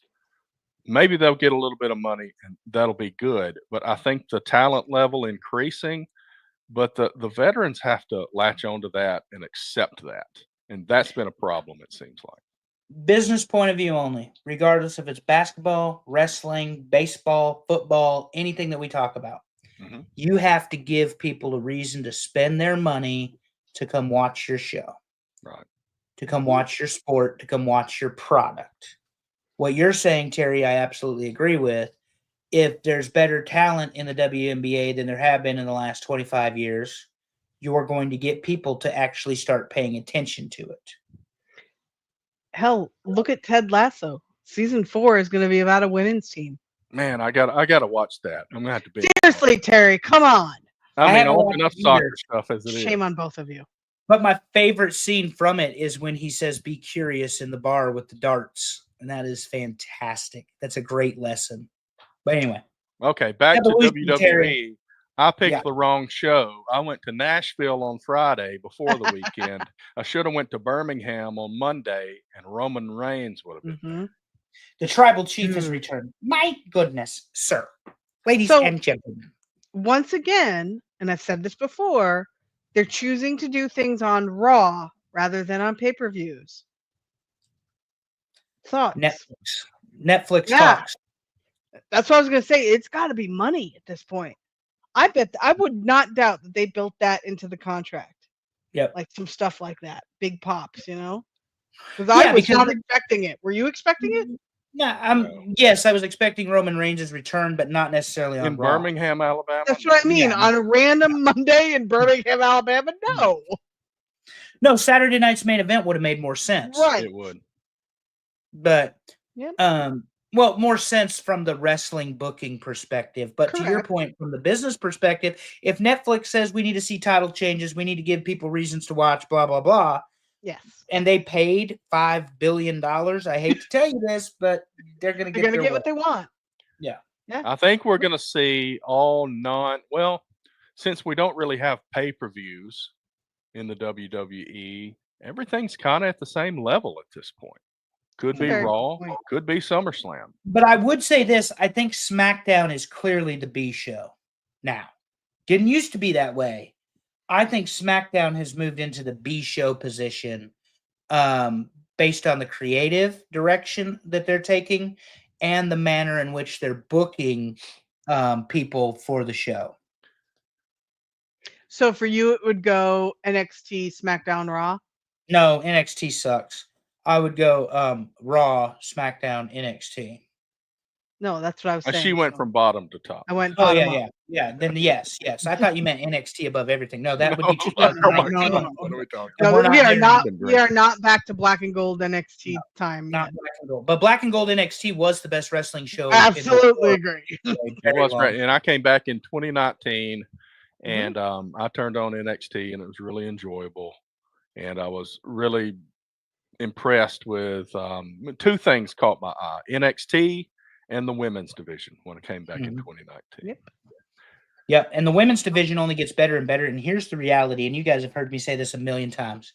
And it isn't because I co-host a podcast with Medusa. Most of the time for me, the women's matches are more enjoyable. That battle royal, battle royals suck in general because it's forearm, spot, blah, blah, blah. They constructed a battle royal that actually worked. And it was all women. And Stephanie Valkyr winning, to your point, Terry, proves that the company is behind somebody new and young and vibrant, and that that we haven't grown tired of. On the other hand, Charlotte, I know I make fun of her, gets booed out of the building 2 days in a row. And it's people saying, Ashley Flair, we're tired of you. Go away. Bye. See ya. We're done with you. And some of that heat probably comes from Rick, because obviously he's Rick. But Charlotte Flair hasn't given fans a reason to cheer either. And the booing is go away booing. But I'll say, I think she's snapped that. If you watched Monday, she was out with Alexa Bliss again. And Alexa is turning the crowd for her. It's the only reason they're together. But it's working. It's working. It's absolutely working. So I think we may see another run of the Queen. I hope not. Yeah. I'm so over Charlotte Flair. I like the tag team of her and Alexa. I won't lie. It works. I like Alexa Bliss better than I like Charlotte Flair, if we're being honest. Same here. Same here. But all right. So our upcoming schedule, we've got SummerSlam while we're in Charlotte. So obviously we're not going to have a show during SummerSlam, but we'll preview SummerSlam next week. Then we'll be gone for a couple of weeks and we'll talk about it when we come back. Now let's talk AEW. We got a new logo for them too, because I got a new logo for everybody. Of course, it's got MJF in it. Terry's got a man crush. Well, I mean, I've got MJF, FTR. I do have a man crush on MJF. That's true. I got Cowboy Shit Guy, champion. Hangman. Hangman, Ospreay. I've got the Young Bucks. It's got to be a fucking rib on me that you put the Young Bucks in this picture. And I've got Swerve, and I've got Kenny Omega. So that's who I include. For fuck's sake. You've got to be kidding me. I did not Are we allowing anybody to talk on this show now? Shame. AEW is rolling. Did you watch Wednesday? Gross. Of course. Gross. Worst I'll tell you, in a long this time. was the first Dynamite in a long time where I just it could not hold my attention. I thought we were watching Superstars back in the 80s waiting on Gorilla and Jesse to start calling the shit. I mean, squash matches with Okada. What the fuck, Andrew? With Okada, what are we doing? And then you're going to have him face off against Swerve, which I'm down with. I'm okay with that. Yeah. But the main event with the damn Death Riders and Hangman and what? No, stop it. Go away. Go away. And John Moxley, please go away. Can someone put a bag over his head? There is so many rumors right now about why Moxley gave up the belt. Oh, it's because he's going to go and form a new Shield and he's going to go back. And I'm like, the WWE doesn't want him and they don't need him. No. He's a deathmatch wrestler. Go to GCW if that's what you want to do. I mean, go. Yeah, so I guess overall with AEW, we'll come back and we'll start building up to Forbidden Door and we'll start talking about that. But for now, I think we're post pay-per-view. Not a lot to talk about. We've already reviewed the previous pay-per-view. So Forbidden Door in the UK somewhere, right? London, rather. Is it in Wembley? No, I don't think it's Wembley. I said Wembley. I think it's the O2 Arena. which is just as That's bad. bigger, isn't it? Not smaller because Wembley's a Oh. stadium, but the O2 Arena is probably 25,000. They won't sell it out. They suck. They're not going to sell out in Canada either because they suck. The problem is their pay-per-views are decent, but this follow-up, and I'll argue with anybody about it. You have the biggest show of the year. You hit Control-Alt-Delete. You booked the show like a real wrestling booker, and then you followed it up with that trash that we saw Wednesday. And more trash on Saturday for Collision. More John Moxley. It's what we want to see. No, we're done with that. Well, as I've talked about, there is a section of the AEW fan base that really eats that stuff up. Paulie is one of those. Oh yeah, he loves. Paulie loves the death match. Yeah, I tell him all the time he's fucking dumb. All right, but the good parts of AEW are good, and we've talked about that. Yes. We just don't like the whole thing. But we're old. What do we know, right? Yeah. And we're getting older every moment. Don't why don't we get back to the baseball, guys? Because this week we are talking about the top 10 Major League Baseball stadiums. That's current stadiums, current official stadiums. We're not putting the A's community college field in here. That's not a choice. No. Although it'd be hilarious if somebody wrote it in. I did not do that, by the way. Oh, we don't allow write-ins. We don't know. This poll works. I don't know how I would even count it. All right. I love how Terry immediately. We do not allow write-ins. So there's no blaming ChatGPT this week, or no blaming Terry, because this was a prescribed list. This is a pretty standard list. Other than 2 stadiums, I did put Tropicana in there. Okay. Even though it's not currently being used, it is the official stadium for the Rays because they voted down building a new one. So that's where. And they sold the baseball team, apparently. Due diligence is going to be done. I sent you all a reel. Of course, Terry didn't see it. I have not seen a reel in months. Soccer season. Terry! Soccer season is. I just gave up on it. Season's murdering him. I have to reset. Yeah, he's going to just have to wipe them all out like you read them. And I'll watch some in Charlotte. And I'll just go automatic laugh at them to make you think I watched them. Correct. Makes me feel better. You know the effort I put into those? Anyway, they apparently have sold the Rays baseball team. Okay. And they think the due diligence and the closing will be in September. Okay. Let's talk about who just missed the list. T-Mobile Park.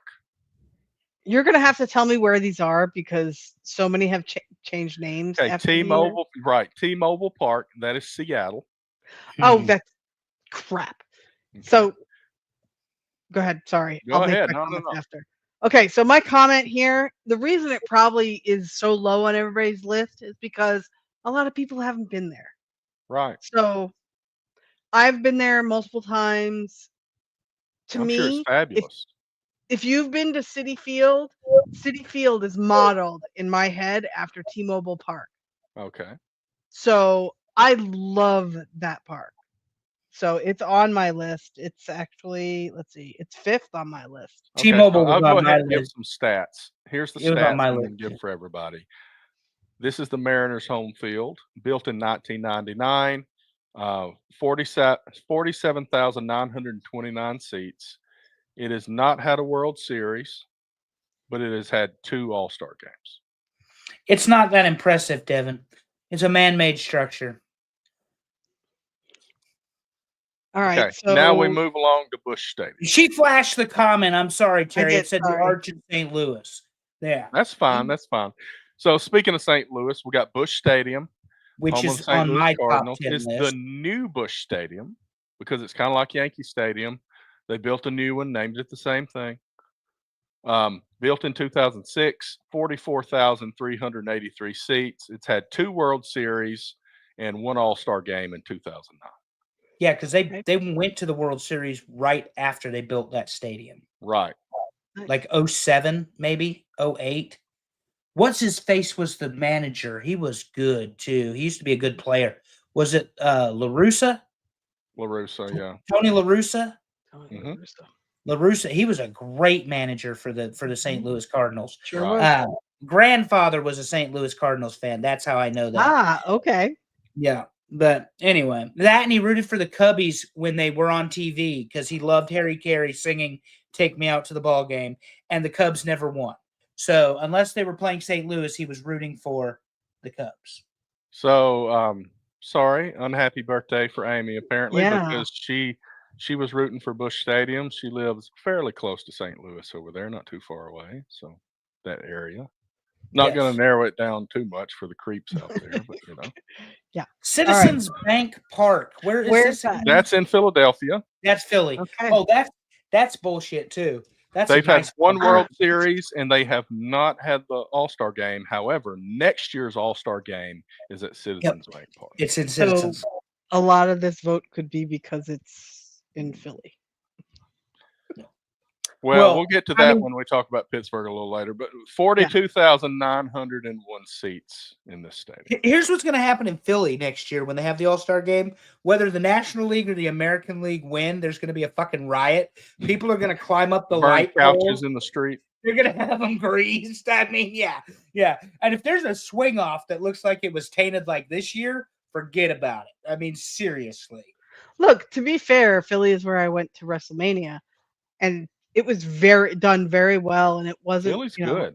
It was pretty great. Philly's a sports town. They know how to handle the stadiums. It's the fans after the fact. Right. There you go. Yeah.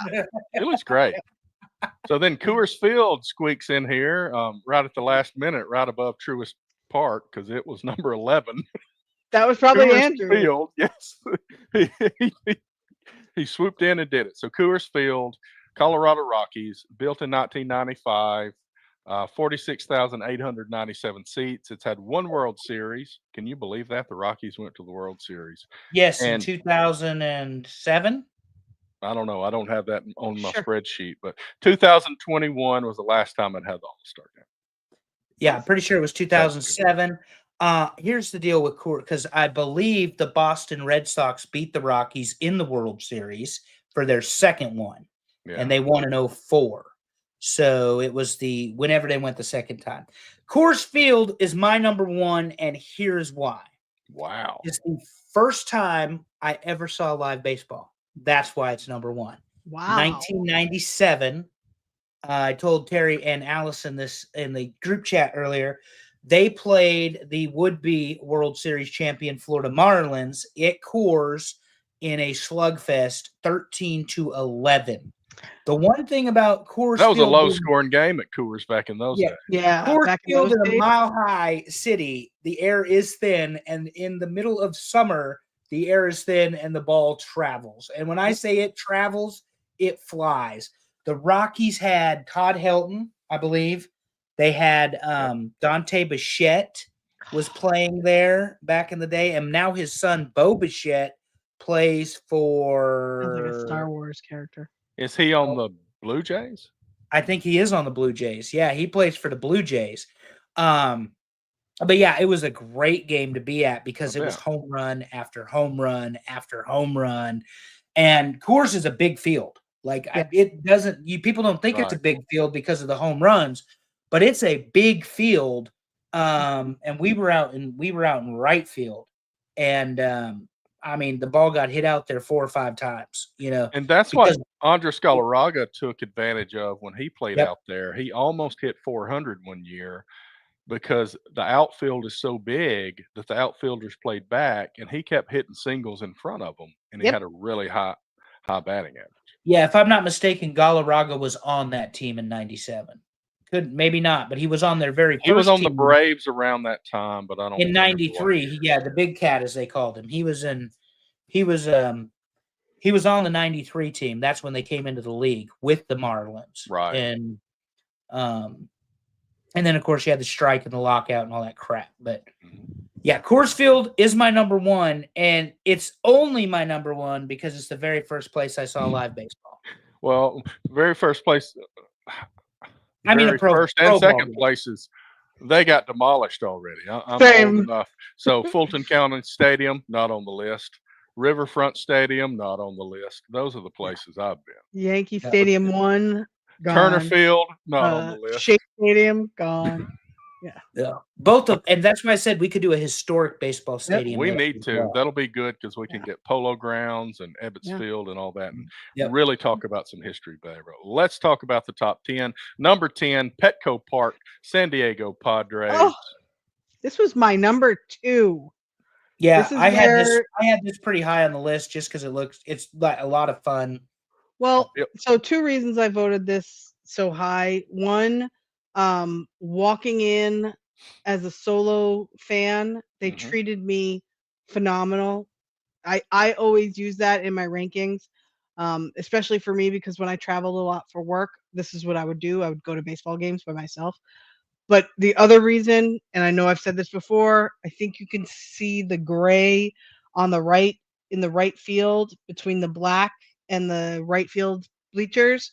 That's concrete bleachers where you can bring your pets. You can bring your dogs to the game, every game. That's And great. there's just something about it. Every night is dog night at Petco. Every night is dog night, correct. Yep. And it clearly because it's Petco. Yep.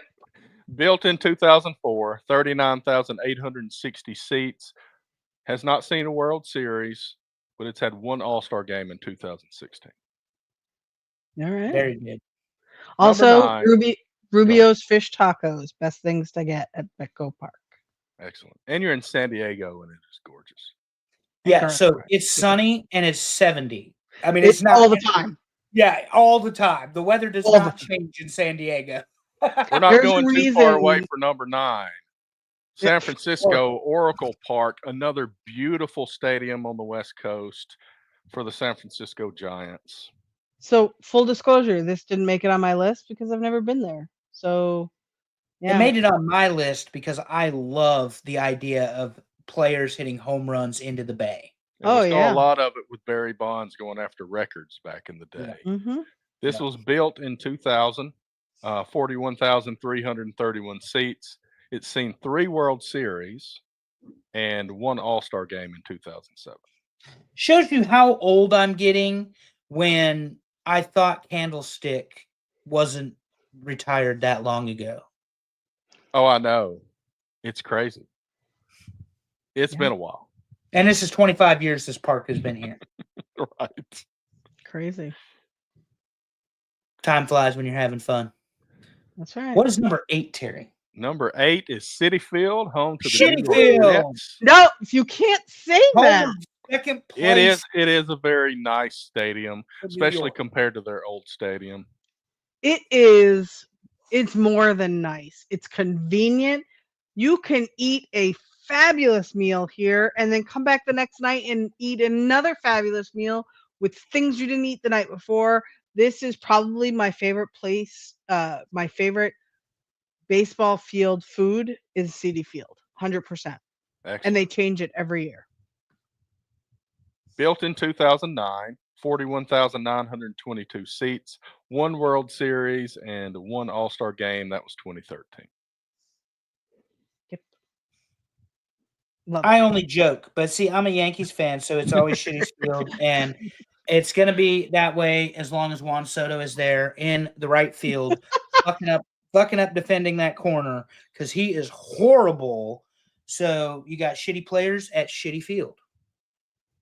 All right, let's get ready. Our first older stadium coming up at number 7. That's Kauffman Stadium in Kansas City, Missouri, home to the Fountain. Royals. Built in love this stadium. 1973, it only has 37,903 seats. And this is the Royals we're talking about. It has seen 4 World Series and 2 All-Star games, the last one in 2012. I love this stadium.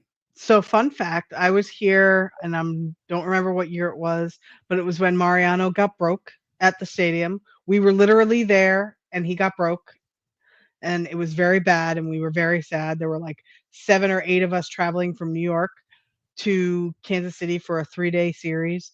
But this stadium, again, waterfalls, fountains in the outfield, Gorgeous. a Hall of Fame to put others to shame because like Yankees Stadium has a Hall of Fame, nothing compared to this one. It was, and they've had this giant scoreboard with a crown on top for years. Yep. It's a phenomenal stadium. really, really great. What Allison means, Amy, is Mariano Rivera is the greatest closer in the history of modern baseball, and Kansas City put it on him. And No, beat he got hurt. No, he got hurt. Oh, He got real hurt. He got never real mind. hurt. My bad. Yeah. But he has been shelled before. Let's not talk about Boston. Go No. ahead with number 6. They did break him, though. Number 6 was kind of a pioneer in new baseball stadiums when it was built. Number 6 is Oriole Park at Camden Yards, and it was the first one to really have some characters back in the 90s in 1992 when it was built. It has 44,970 seats, 0 World Series, unfortunately, and 1 All-Star game in 1993. We're Yankees fans. There's no need to say unfortunately. And who the hell was voting for Camden Yards? Oh, yeah, gotcha. This is odd because this is not on my list. Well, look, this to it's me Baltimore. is not a. I love it. I mean, market. just the fact that we got the warehouse in right field. I mean, that was this to me. We had gone through decades of new stadiums being the most cookie cutter looking fields you've ever seen. And then all of a sudden we get Oriole Park at Camden Yards, and it had some personality. Yeah. And that was the first time in years that we saw that. Yeah, I'll agree with that. We all went to Baltimore. It was legendary because we were there. Saw a friend get married. But tell the truth and let the Lord love you, Terry. Baltimore looks like a war zone when we were driving downtown to go to Sabatino's. Well, that's just because Bober was driving so slow when he was in. Meaning we got to see all the bullet holes in all the buildings.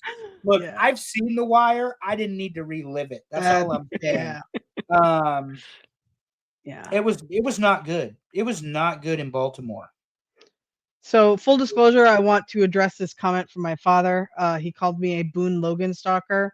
So, in like 2003, 4, 5, 6, 7, around there, I did a lot of Yankee game traveling, and there was a loogie, a lefty specialist pitcher, a reliever, middle reliever really, named Boone Logan, who I was a huge fan of. He was 6'4", 250 maybe, big boy, and kind of like Big Dumper. So he was a lot of fun to watch. So I went to spring training, went to a couple of games like I talked about, and I might have always gotten seats right by the bullpen. Maybe. Just maybe, perhaps. Yeah, totally. Okay, so number one, all of that is completely believable. I have watched baseball with you live and in person, and she definitely wanted to see the pitchers warming up in the bullpen. Secondly, Mariano Rivera suffered a serious knee injury in Kansas City in 2012. He tore his ACL while shagging balls during batting practice. Oh, goodness. The injury occurred when he slipped on the warning track and landed awkwardly. Probably some water from those fountains out there. No, it was on the other field. 2013 would be the last year that Mariano Rivera pitched for the New York Yankees. Yeah. Sorry. So yeah, Kansas City broke Mo. That's what I mean. Hate the Royals.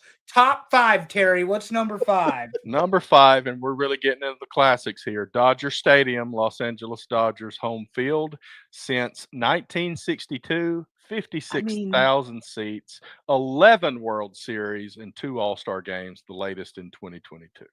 Look at that view, for God's sake. Yeah. I mean, come on. I tried to find really good views of the things that make the field special. Yep. And these big scoreboards are classic. Yeah, and this is baseball royalty.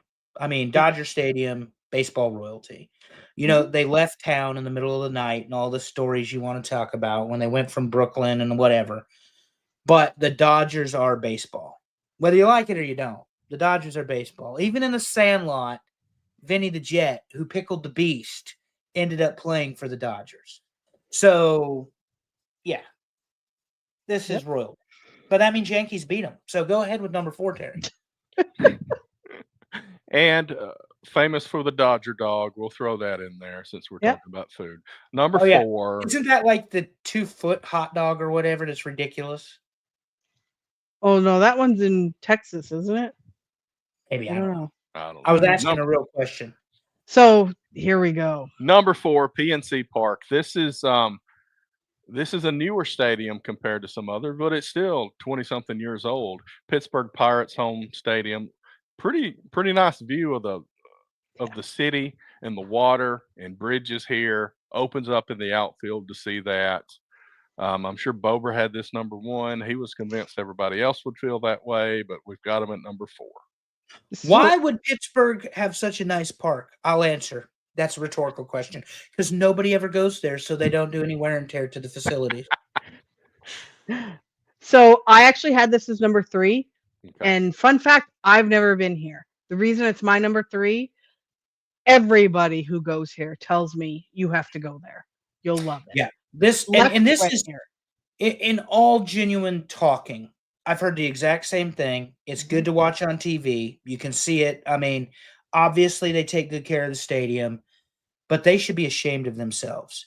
The Pittsburgh ownership, by and large, is terrible, awful, sucks, worse than the Carolina Panthers football owner, who's David Tepper, from what I understand. Bank of America Stadium, at one point, they were selling tickets for $10 a piece. You have Paul Skeens on here. You have an attraction to these games. You give him you have what's his face, who was in the All Star game, plays the outfield, and you have no reason for fans to go to the game because you do not give their players any help to win ball games, which is why people go to baseball, is to watch their team win ball games, not lose ball games with the best pitcher in the National League. Shame, shame, shame on them. Shame Okay. on them. Built in 2001, 38,747 seats, 0 World Series, 1 All-Star game in 2006. So I was starting to say this before. Lex has been here. I have not. Okay. Lex actually told me he had a good time here. He enjoyed it. He liked watching the game. He liked walking around. People were nice to him. For him to say that, it used to be a chore for me to get him to go to baseball games. Okay. So for him to say he had a good time here, that's why I rated it so high on my list. That's a high bar to pass. I like it. I like it a lot. Yeah. All Let's right. talk What do we top got for 3. Number 3, the new Yankee What? Stadium. All Home right. of the Not New my York number one. Yankees. Not the All one with all the history. It's got quite a bit of its own history, but not quite. It's the got a house that Bruce museum built. too. Yeah. Do they Good. call it the house that Steinbrenner built or the house that George built or something? No. Isn't there some kind of new name? I don't know. So Yankee Stadium has Monument Park. It has the museum. It has that signature white railing around Right. the top. There is not a bad seat in Yankee Stadium. I'm shocked to see it this low. It has the porch. So if you are an opposing team, hit it to right field. That's right. That's what we hear. So built in 2009, 46,537 seats, 2 World Series, 0 All-Star games. 0 All-Star games planned. Amy, I would like to take you to the museum. Yeah, there's another museum that we want to go to too. It's a little bit upstate. Yes. Old Cooper's right. Tavern. Well, let's find out what stadiums beat the Yankee Stadium in this Yeah, list. seriously. Well, none, but okay. Number 2, Fenway Park. Oh, Of course. bullshit. Of course I'm it's gonna sorry. be there. Boston Red Sox. Okay. Hey, they shouldn't have built a new stadium, Allison. That's all I got to say. I put This- Fenway in this my is top not where- 5. Full disclosure, because of the big green monster. But go There ahead. is literally only one reason that this park has not made it on my list. I cannot sit in a seat in this park comfortably. If you sit in the outfield in this park, it is the old seats. And when I mean old seats, I mean old seats. You All might they be do is blocked by a pole. they put more paint on it every year, so there's like an extra inch of just paint. This Landlord park is- special. it's size. It is not size inclusive. That's all I'm gonna say. In order for me to be comfortable at this park, I have to sit in the new seats on the monster. That's it. Okay, built in 1912, and they have not updated their seats since then, apparently. 37,755 seats. It's seen 10 World Series, and that includes the Braves and not just the Red Sox, and 3 All Star games, the latest in 1999. Well, I don't have a lot to say about this other than it is one of the most unique baseball parks because you have a short side of the field and then you've got the monster, which makes it very difficult for people to play. The skill level it takes to play outfield at this park, it's incredible. So I will say that. I will say that I plan to go to Fenway Park with Allison. We will sit atop the monster and we will heckle every Boston fan there and remind them we are the best. The green I think monster we found our Amy- producer's pissed segment for the Yeah, the wall. yes, we definitely have. Amy, on the left of this picture, you see that big green wall? It's called the Green Monster. Because it's And like their 50 mascot is Wally the Green Monster. 45 feet tall, I think. Is it 45 feet tall? I was going to say I thought it was 50, but anyway, it's tall, and so you But hit that's the not a ball, column in my spreadsheet. So and you think you're out of the park, and you're hitting the top of the wall, and it's a double, or it's in play, regardless. Now, I will give Fenway Park this. It is a wonderful place to watch outdoor concerts. okay. Fabulous. New Kids on the Block, but whatever. Oh my God! Stop it! I have been to more Boston New watch Kids. I have been to Kids? more New Kids on the Block concerts at Fenway Park than anywhere else. Oh, One of them in the pouring rain. stop it! That's Ugh. look. Anyway, All number right. one. Wait, Number wait, one should wait, not wait, be wait. a I want to big- look at my list to see what I think could be number one. I know what number one is, Oh, it and it's should be number obvious. one with a bullet. Oh And yeah, it okay, took I them got a it. long time to do it. The last time they did it was 2016, and before that was 1904. Terry's about to show us Wrigley Field, home of the Chicago Cubs. That's right. Ivy on the walls. Built in 1914, 41,649 seats. It's seen 6 World Series because the Cubs didn't go to the World Series for a long damn time. Over 100 years. And 3 All-Star games. It has not had the All-Star game since 1990, but it will have the 2027 All-Star game. Okay. On So the bucket list of places I must go. Absolutely. I have been here multiple times. Most recently was last year. But in like 2016, I want to say, well, actually, it was probably way before then. I take it back. It was like 2011, 2010. We did a 4-day stint in Chicago. We stayed in Wrigleyville. We did an Airbnb, an entire apartment. It was phenomenal. This field. So to me, the difference between Wrigley and Fenway, when you're in Wrigley, you can't be upset. You just can't. You just cannot. Fenway, you could be pissed off. Even if your team sucks, like Correct. it did for decades, you That's can't it. be upset. The In lovable Wrigley, you losers, just they call can't. them. You can't. Well, the difference is they had enough room to build a stadium. In Boston, they just picked a spot that True. wasn't big enough and built a damn stadium. Yep. And they've made a lot of changes over the years, and but like, do they have lights now? Like, They do. yeah. I mean, for years they didn't. But they still don't play many night games, even with the lights. I think I don't know what kind of rule they're following, whether it's a local rule or something. They're still not able to have as many night games. I would almost guarantee, Amy, they have a stadium. A Or a museum? museum. So I don't know if they have one in there, but I know that there's a couple of places right outside it that have a lot of like memorabilia and things like that. You can't see it here, and maybe other stadiums do this now, but for a long time, Wrigley was the one that was known for it. They have polls for like the National League and American League, and the ranking of the teams based on the standings, and the flags are put in the right order. Yes. And stuff like that. That's really Yankee Stadium does that. Yeah, and I don't know how many do that, but it's a big deal. It's like that nostalgia in baseball is a huge thing. And to answer her question, yes, they have a field museum. There you go. Yeah, and Also, again, also, the Cubs have okay. that fly the W, flag as well. So a lot of Yep. history here.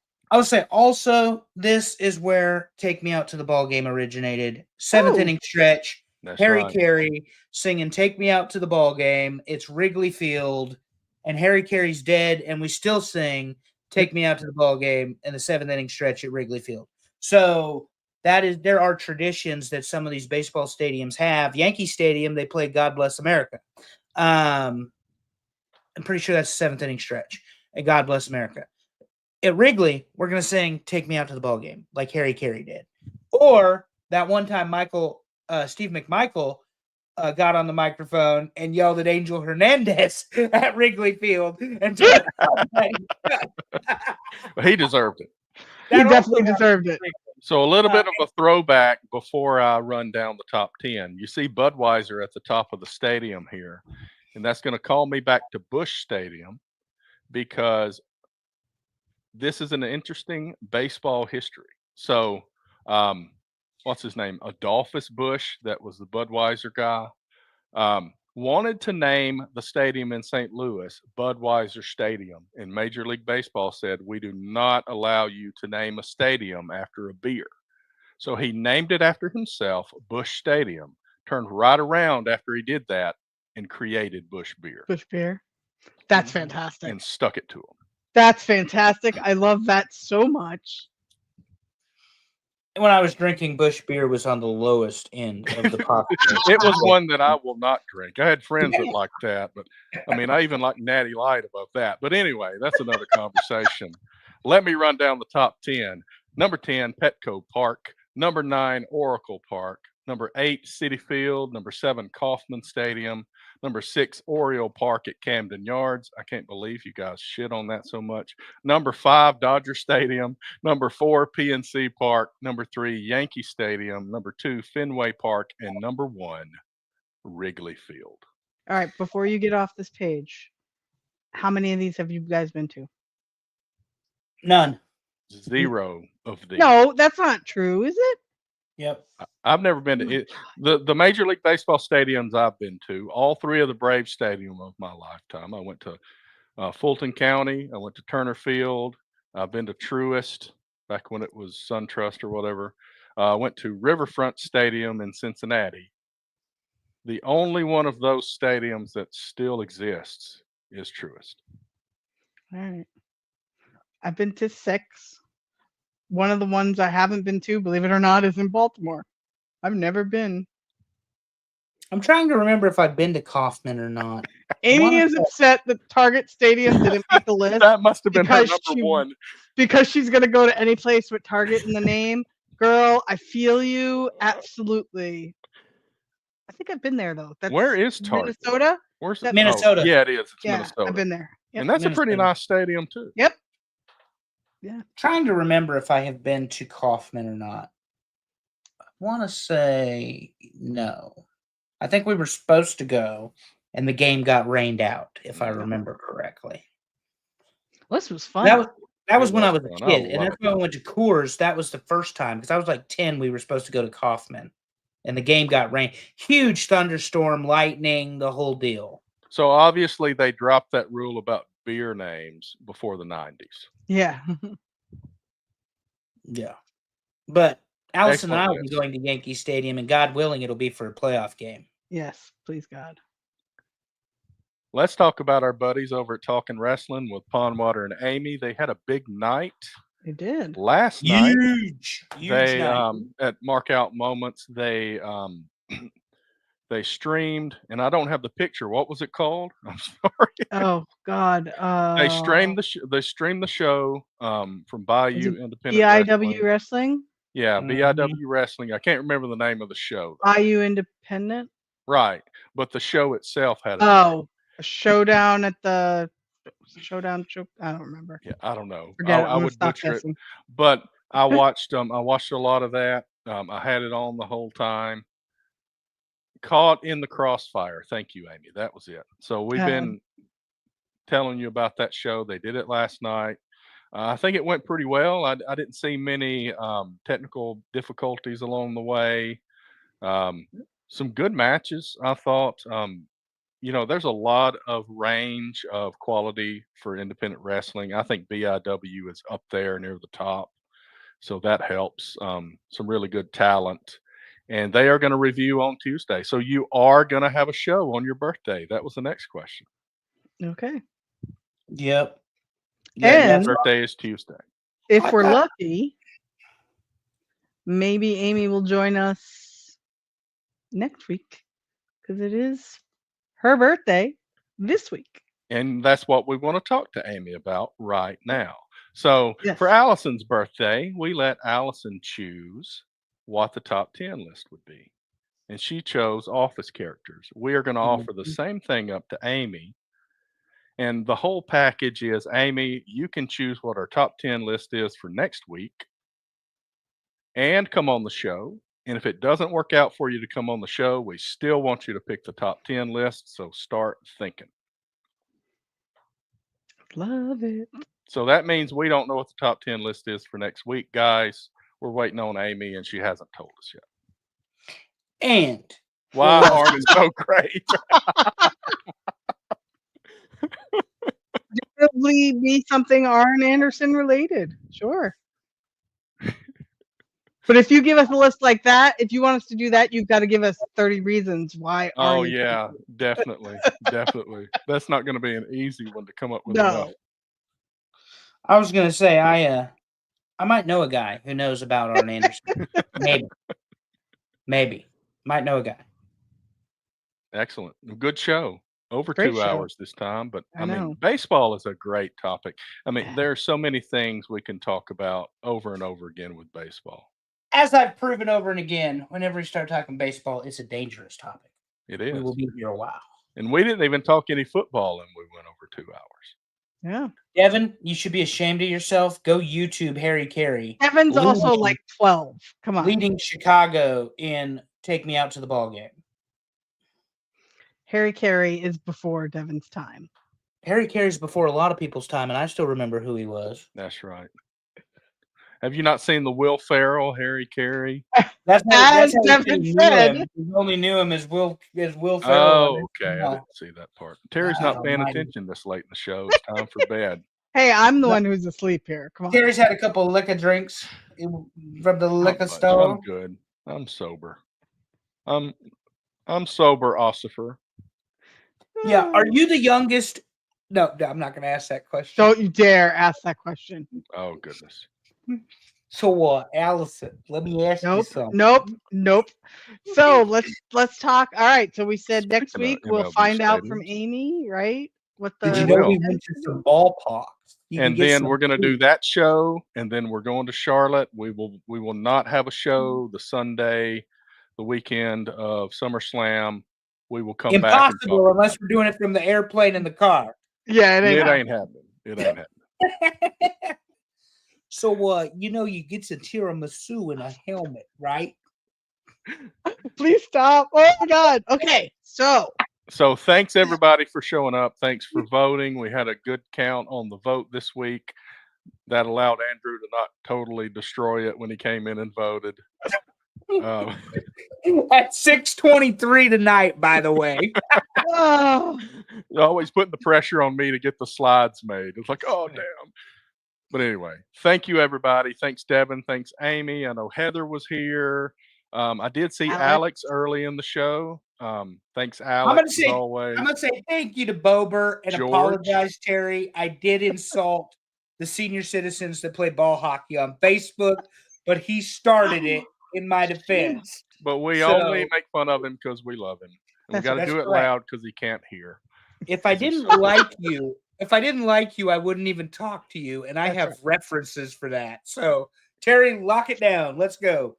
All right. Thanks, everybody, for showing up. As I said, Amy will let us know what the list is for next week, and we'll get it out. And as always, love your people. Tell them you love them. Make it weird. See you next time, everybody.